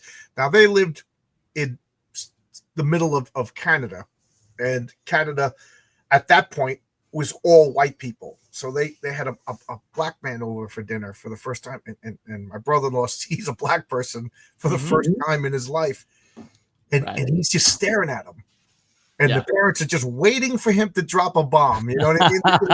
Right. So he finally says, "Did it hurt?" And they're all like, "What?" And he goes, "When you got burnt, did it hurt?" And he goes, "No." And okay, no, this is my skin. And the parents like, "Don't you?" And he's like, "No, Right. he's a little kid. He doesn't know this is Canada. How many? You know what I mean?" But that's the innocence of a kid. He didn't mean anything. Well, the thing about it is you see this all the time where the children figure things out far quicker than the parents do. And if a child is confused, it's because some parent somewhere has confused them. Right. Yeah. Because in their natural state, children see the world as it is. They see it very clearly. And some people think that the fact that Solomon became a king so young might have the preservation of that might have been where his wisdom came from. Okay.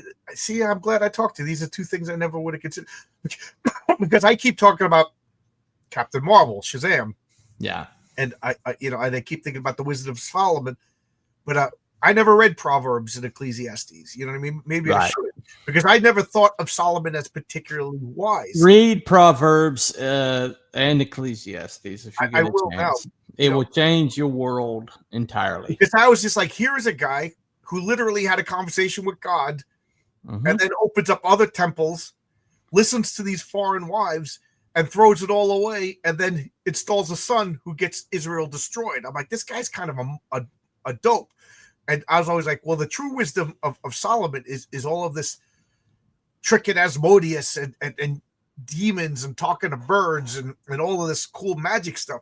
So I was like, if I was to take over Captain Marvel, I would have like all the Greek gods and everything like that. Then Solomon, like I would have Zeus. His famous battle is the Titomancy, and they took out the Titans and Typhon and all of these cosmic horrors. And Atlas was one of these primordial beings that held up the sky and all these. And then, Solomon over here, who is like taming demons and everything. So I was just like, wouldn't it be like you got Superman on DC? Like, they're all on the same Earth. To me, Captain Marvel works best in a world without Superman. But if you're gonna smush them all into the same world, you got to give Superman and Captain Marvel like different portfolios, different reasons. So like Superman, he's the science hero. To me, Captain Marvel would be the magic hero, and he takes care of stuff that even Superman can't even conceive of. He lives in that rock of eternity beyond time and space, and he's dealing with demonic forces and primordial chaos beings and stuff. Well, let me read you the first few verses of Proverbs. Okay.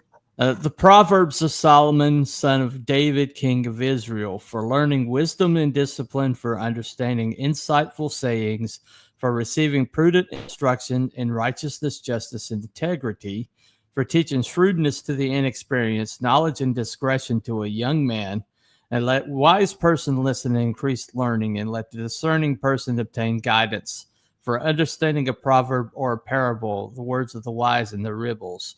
And the riddles, and the fear of the Lord is the beginning of knowledge, and fools despise wisdom and discipline. That's just the first 7 verses of Proverbs. But you got, it's like things like, listen to my son, your father's instructions, don't reject your mother's teaching, for they will be a garland of favor on your head and pendants around your neck. That's the first one, right?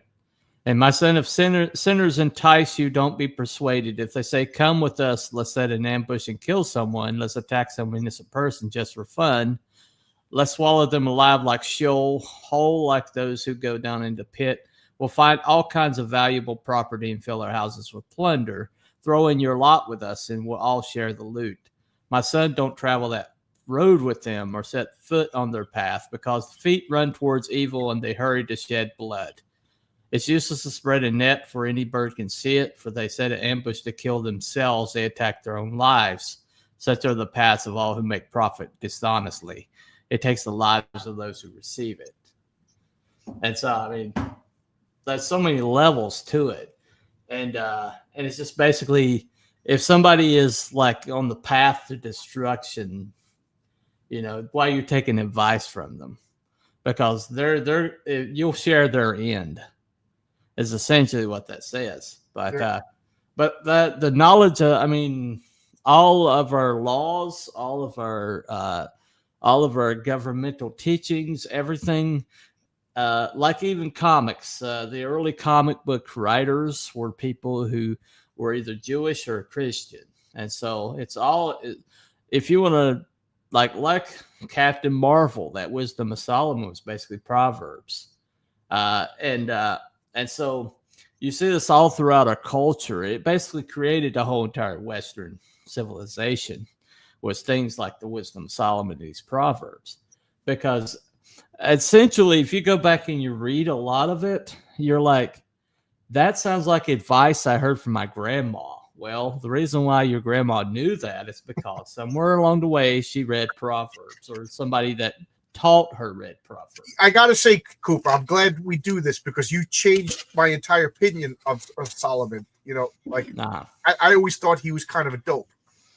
You know, like well, at the end of his life, he probably was. Right. But I mean, yeah. But I mean, how could you, you know, if you're a religious person and you owe your installment as king and one of the richest people in the world, and you got 1,000 side chicks, and you owe that all to Papa Yahweh, why are you opening up temples to Asherah and everything like that? You know what I mean? Yeah. And then within one generation, Israel is destroyed. So, you know, I was like, this guy ain't. Well, it's you know, but I never read any of that stuff. So there you go. Well, there you go. Because if you read Ecclesiastes, you understand that by the end of his life, he was so wore out, he was so burned, that he had tried everything, been anywhere. Yeah. Okay. No Keep problem. talking. I can hear you. I'm right here. But by the end of his life, he basically had been everywhere, done everything, seen everything. And he was just basically so wasted by the end of his life. He was so apathetic towards everything, that he wasn't even actively participating anymore.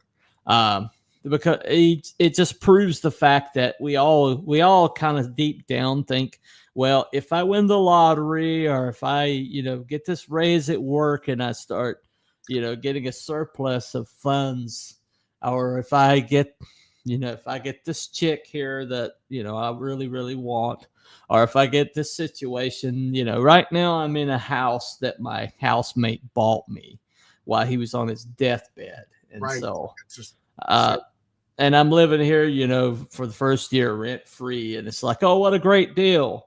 Except that, you know, what's the cost that it cost me? You know, I mean, that's great. This is an awesome place. I've been raised up in the world far beyond than anything I imagined, except I'm here alone. You know, and I every single day I'm reminded that this place would have been perfect for him. He would have loved to lived here, except he spent his whole entire existence saving up money to buy this place. But then he died before he could move in. Like Moses never got to see the promised land. Never got to see the promised land. And a lot of ways, Solomon, he got burned out by his success. He got everything he ever wanted. You know, he went everywhere he wanted to go. He got every chick that he wanted to get. You know, the money was so plentiful in Jerusalem that, you know, you could stub your toe on a gold brick, you know, and it was all, he said, vanity of vanities, which is the way of saying it's just all useless. That, you know, I've been there, done that, and so by the end of his life, it wasn't that he got stupid; it was he got tired, he got apathetic, he got lazy, because getting everything you want every single day, it destroys you. Go ahead. I was going to say jaded is probably the best word then, right? He was just, yeah. Yeah. Well, I mean, you look at the Vanderbilts. You go to the Biltmore House, which is right down the road from me, and I've toured it multiple times.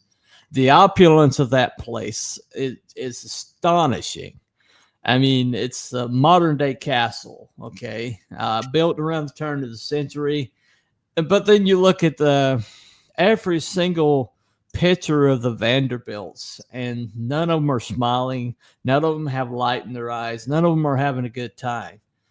And you see this massive mansion here, this opulence we can't even imagine, and that was their summer home. Right. Okay. The robber barons, man, they had money that we can't even conceive of. They were like almost a third of the gross national product was among like 6 families or something like that. Right by me. Yeah. There's a private highway, the Vanderbilts. They had a highway that was private that went from Manhattan to the Hamptons. And only they could drive on it. Now I forget what they call it.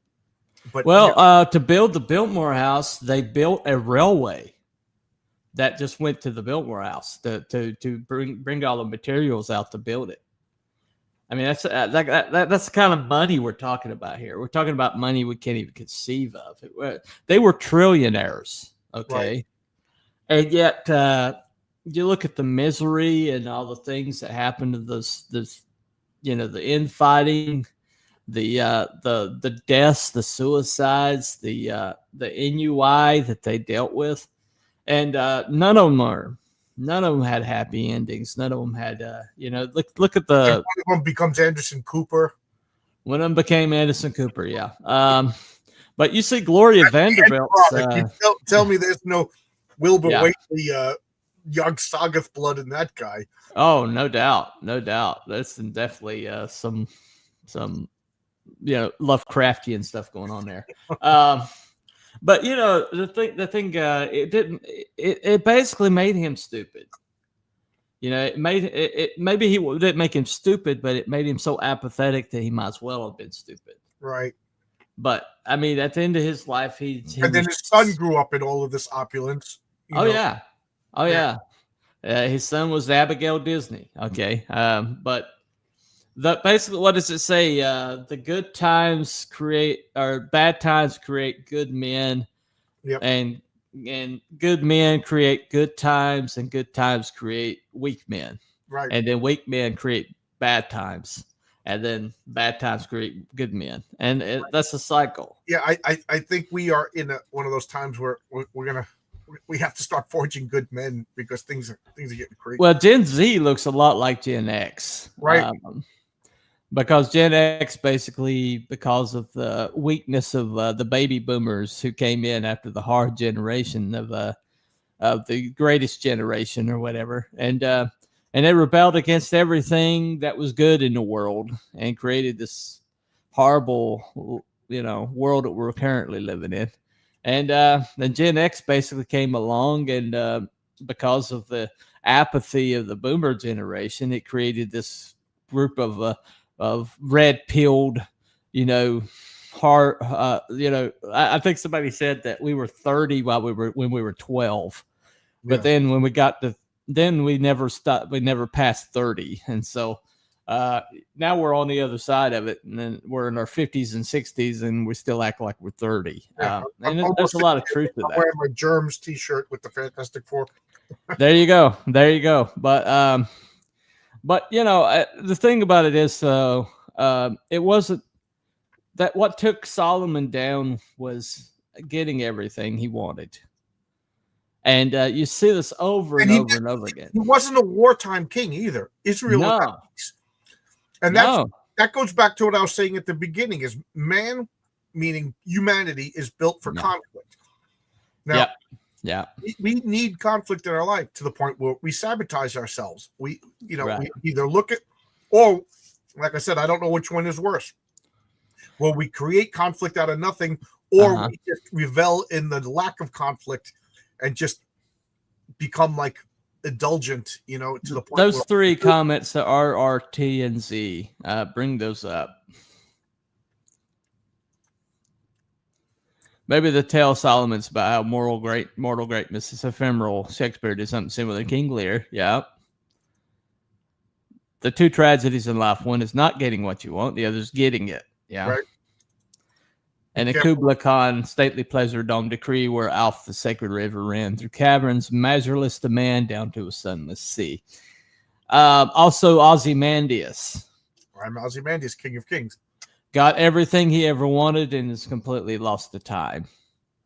And what's the point? What's the point in all of it, right? Right.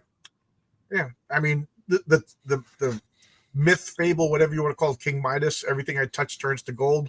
Yeah. And then it doomed him. Yeah. Be careful what you wish for, kind of thing.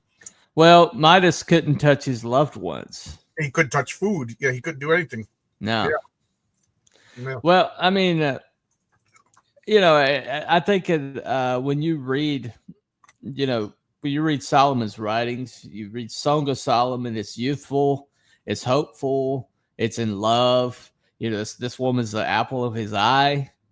And then you read Proverbs, and it's just a man at the height, the pinnacle of brilliance, when he was the king who knew everything. All the world leaders came and asked him advice. And then you read Ecclesiastes, and this is the preacher. And this is the end of his life. He's burned out. He's done everything, went everywhere, got everything. And he's just like, it's all empty. There's nothing there. And it's vanity of vanities. It's all chasing the wind, is what he said. And you see this over and over again. It's a cautionary tale. Anybody, you see these people who gain fame, and you see what happened to them during COVID, and they're like in these mansions, and they're breaking down, and they're sobbing, and you had Madonna like doing a milk bath with rose petals. Yeah. Meanwhile, during COVID, I was just like, I'm going to read a lot of comic books. Exactly. Those of us who, my sister was like, you mean I get to stay home and nobody bothers me? Well, I mean, you saw people like, one of the most egregious examples that was Patton Oswalt saying that, it's like, well, I guess you're okay with killing grandma because you want a burger. Meanwhile, he's okay to go to Fuddruckers. Yeah, meanwhile, he's in the mansion with a private chef, probably. Right. After he killed his wife. Don't forget after he's killed his wife, yeah. Let's don't forget that. But anyway, the thing about it is the reason why nobody likes these stars anymore is because we've all figured out how vapid they are by social media. They're completely, totally out of touch with reality. And that's one of the reasons why the Democratic Party is so easy to lampoon, is because none of them have any kind of touch of reality. All of them, people like Ocasio-Cortez, okay, who basically was raised in a very rich part of New Jersey, and had nothing but, soft times her whole entire life. Sandy, wasn't that what? Sandy Cortez, yes. Yeah. Benny Johnson did so basically went to her hometown, and it's like, this is where she grew up, guys. It's not Brooklyn where she grew up. This is where Michael Moore. He grew up in a rich neighborhood and told everybody he was from Flint. Exactly. And what's her name? Crockett, Jasmine Crockett, grew up in prep schools outside of St. Louis. Right. She went to college at freaking that place in Tennessee, in mountains of Memphis. I can't remember. The Rhodes College. She went to Rhodes College. I mean, this is not a hood rat. This is not a woman who clawed her way up from the bottom. And then they pretend. Yeah. They pretend, right? Exactly. But then they have no.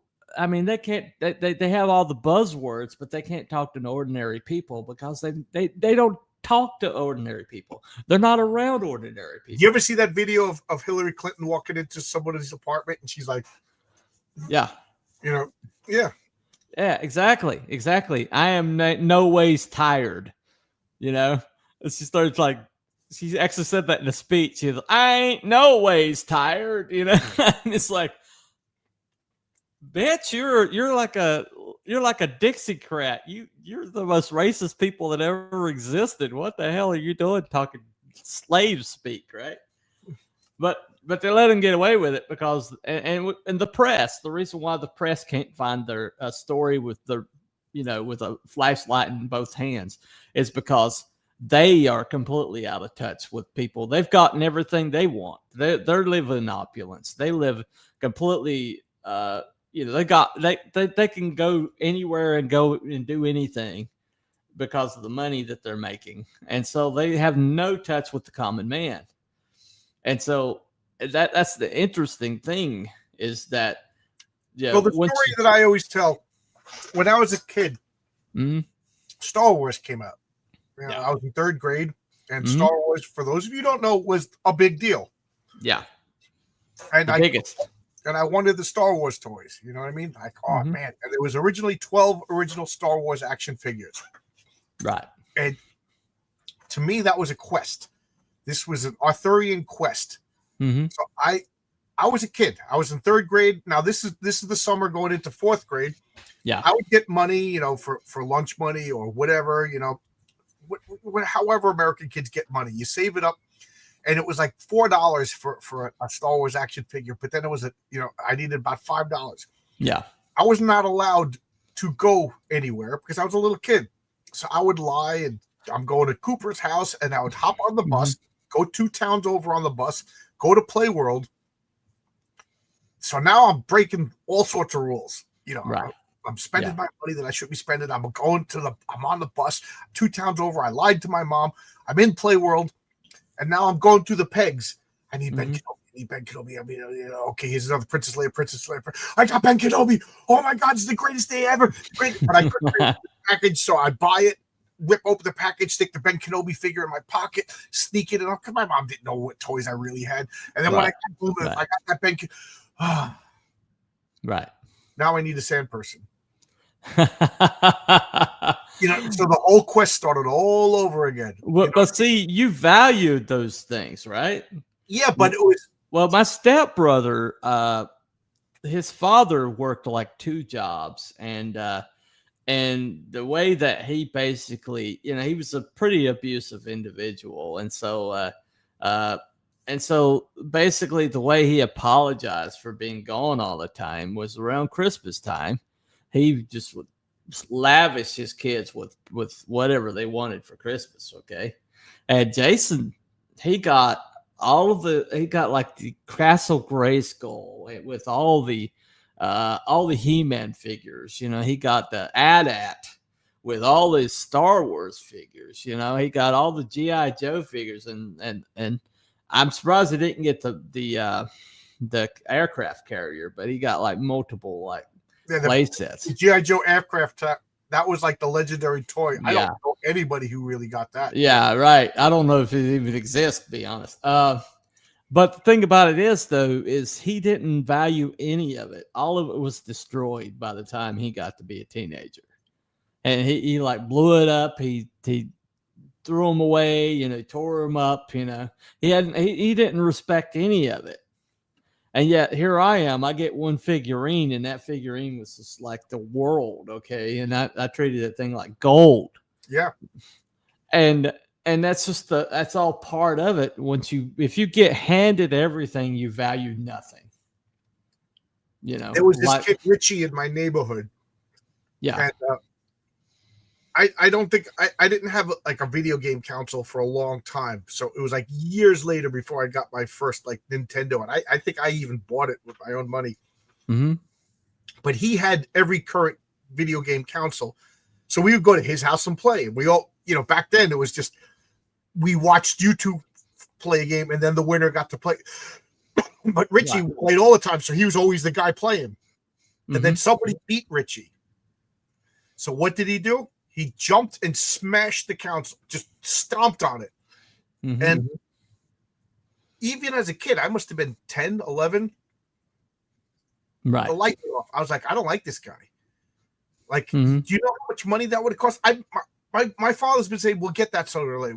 We were 7 kids. My father was a telephone man. Like getting that console would have been the ultimate thing.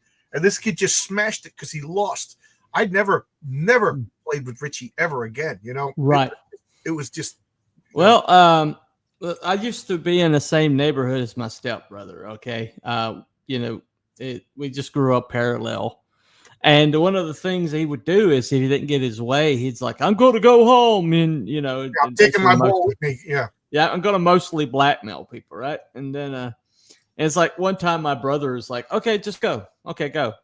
And then he would go a little further and he's like, I'm going to go home now. And my brother's like, yeah, okay, bye. And he'd go a little further and he's like, I'm going home. And he's like, yeah, okay, bye. Go on. We don't need to hear this, But I mean, that's the thing, he had no perspective on life whatsoever, all the way up to the time he died. I mean, he just lived to be 50 years old, and indulged himself the whole entire time. He would game all night long at 50 years old. He'd be gaming all night long. But the thing about it is what Solomon.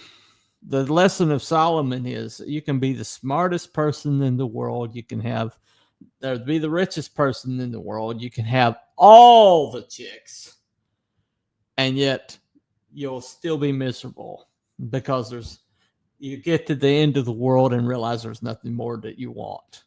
There's nothing more to want. And wanting things, working towards things, gives your life purpose, gives your life meaning. It gives you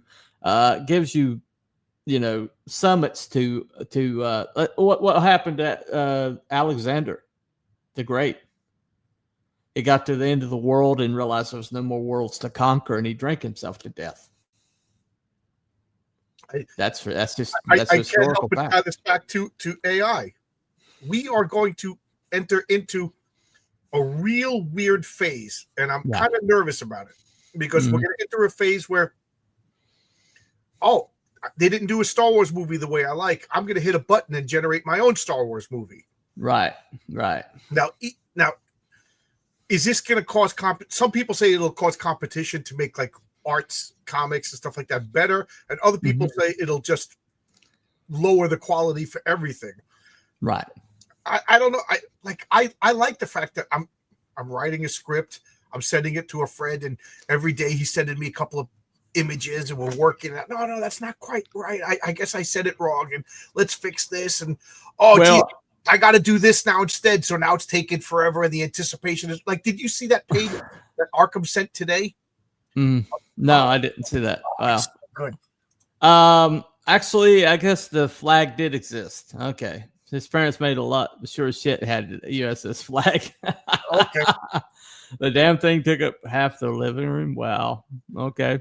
So it did exist. Okay. Yeah, I knew it existed, but I didn't know anybody in real life who had it.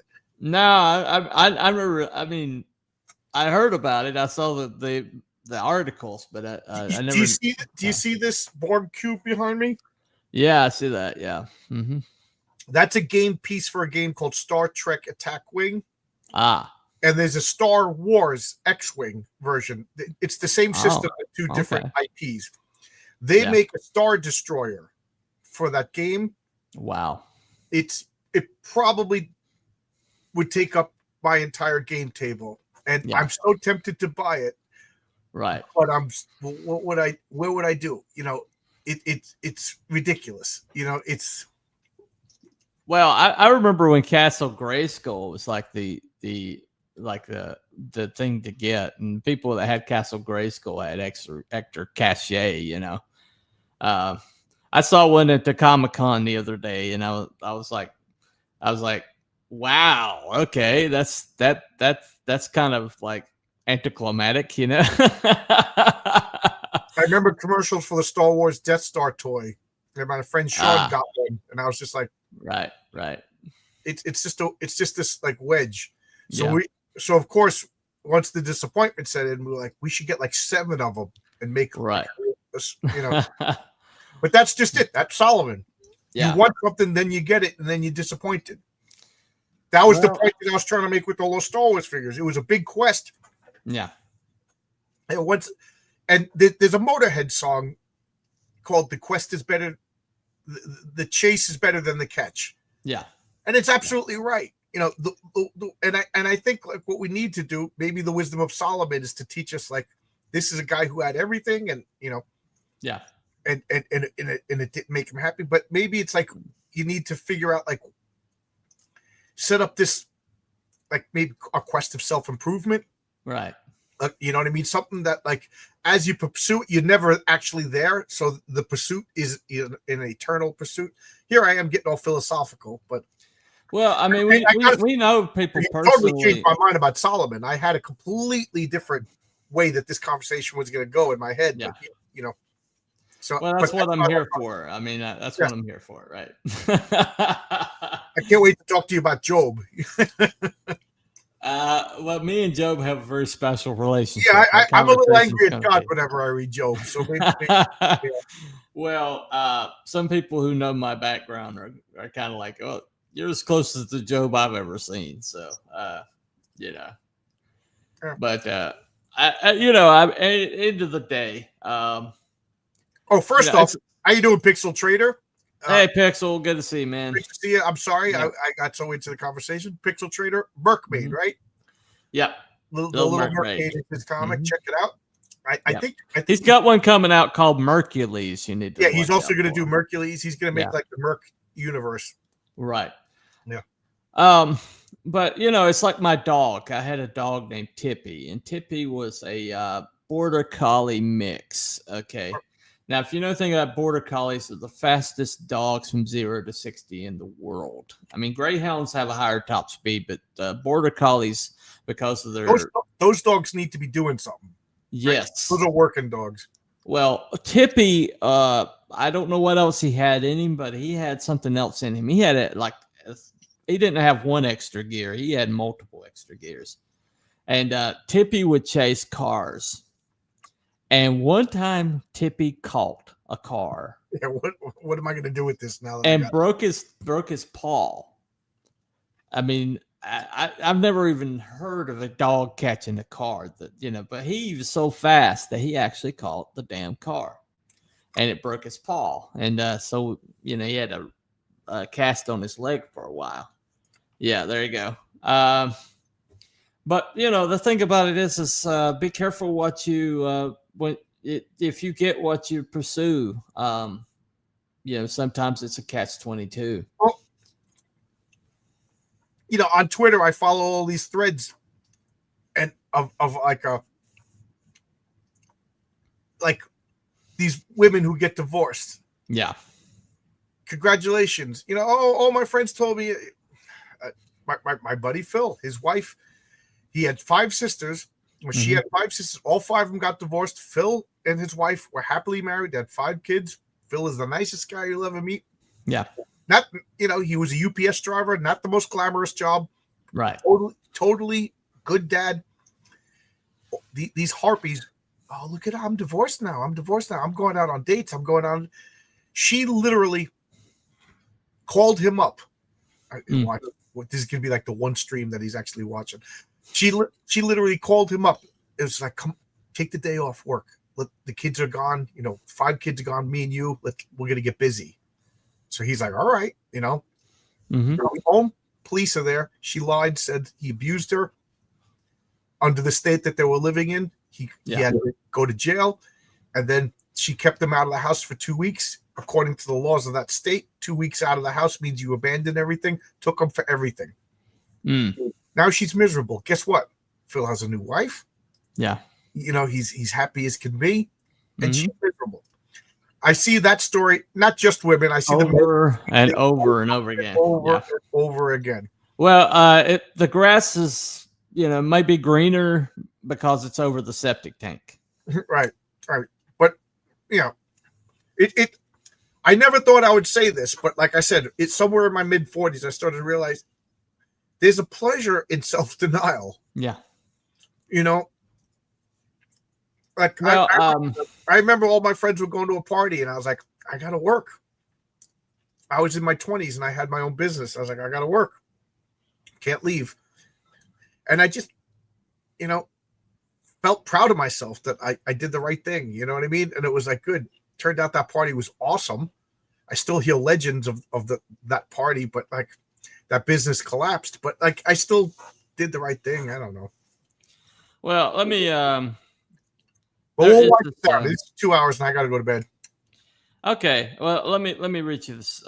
Sure. Nikki Giovanni wrote something, and it's basically that um, she's like talking about being content, right? And she said that she's like that if I can't get what I want, then I want what I've got, and be happy that there's something more to want. And I think a lot of people convince themselves, if I just get this one thing, I'll be happy. Like my housemate Craig.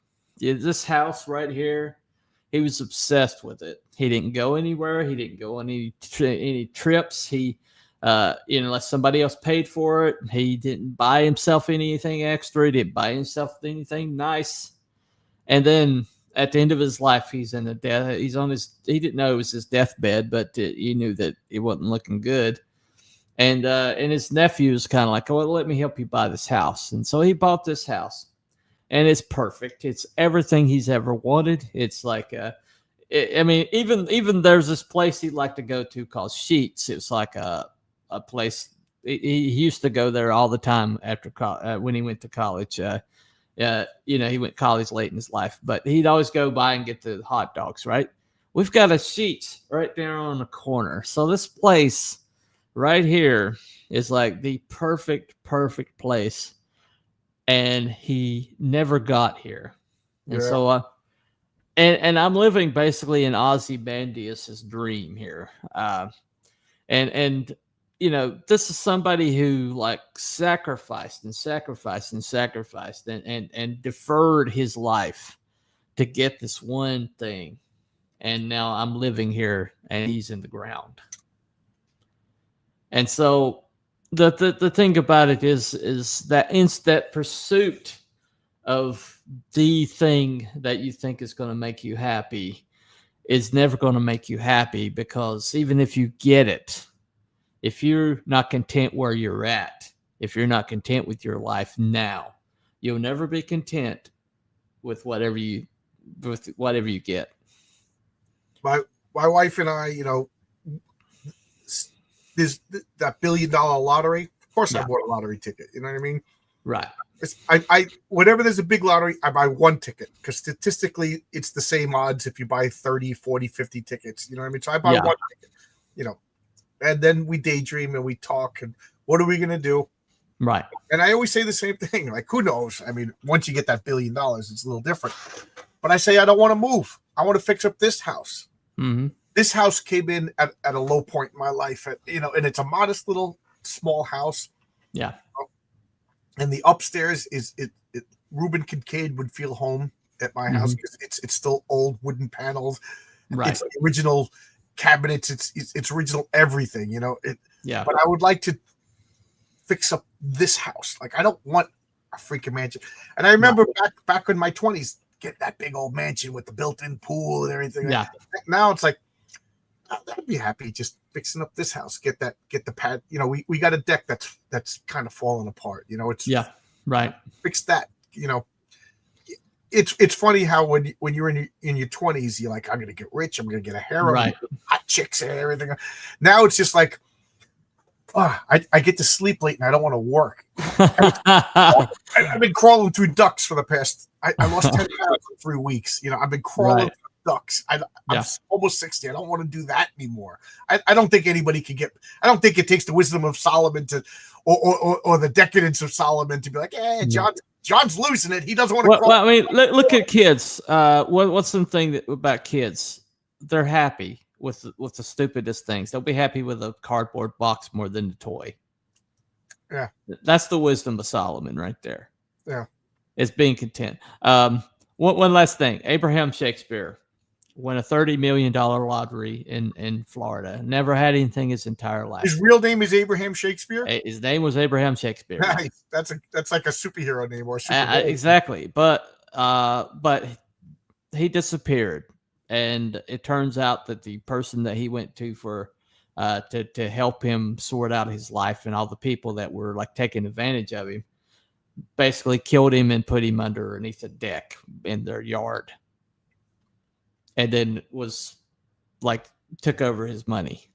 And it was just a simple man. He didn't want anything in his entire life, and then he got this lottery ticket, and then his life became shit because everybody wanted it. And so that's the thing, I mean, you get well, I think so. That's what gets me I content. never heard this story. Now I got to look this up. This is horrifying. Yeah, look it up. There's so many stories of lotteries ruining people's life. Well, I mean, it literally cost this guy his life, and he was just a simple guy. He was happy the way things were, but he won his lottery, and I heard of one guy only. I mean, $300,000, nice chunk of change. Yeah, he won. He didn't even get to cash in the ticket before he was murdered. Yeah, yeah, it's more common than they want you to know because Pixel Trader's right. Me and my wife, we joke that that if either one of us win the lottery, we don't tell anybody. Yeah, brothers and sisters, nobody. And the first thing we do before we even call the lottery people, go down to the courthouse and legally change our name and don't tell anybody. So that way, in the newspaper, when it says Gordon and Lydia Lipschitz won the lottery, we're like, oh, geez, man, that would have been, these Lipschitz won the lottery, Well, there's a law now in Florida that if you win the lottery, they'll keep your name out of the press for at least like 3 weeks or something. And it's named after Abraham Shakespeare. Okay. But yeah. So I mean, you just type that in, and there's like multiple documentaries. There's it's a very famous story. But yeah, he got everything. He was content the way his life was, and winning the lottery ruined his life. There's a whole bunch of people. But anyway, so Solomon. The problem with Solomon was he had everything. He had everything. Yeah. There was nothing left to want. Mm-hmm.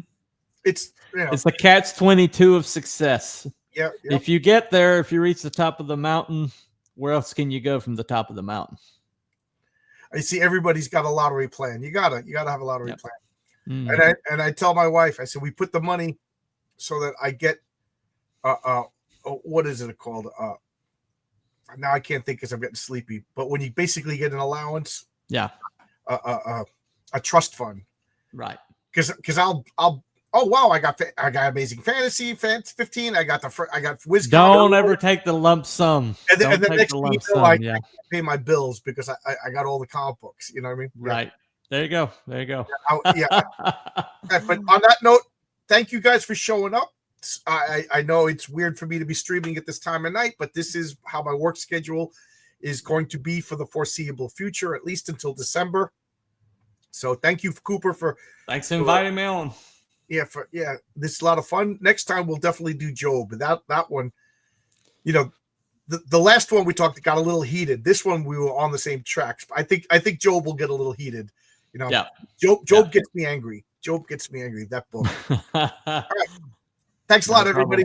We'll set up maybe next week. How about next week, same time for Job? Sure, why not? Let's do it. All right. If anything changes, just let me know. So okay, this will be me in your spot. Okay. Thanks a lot. All right, man. Later, guys. All right. Thanks a lot. And let me do the outros and see you guys. Bye-bye. Bye.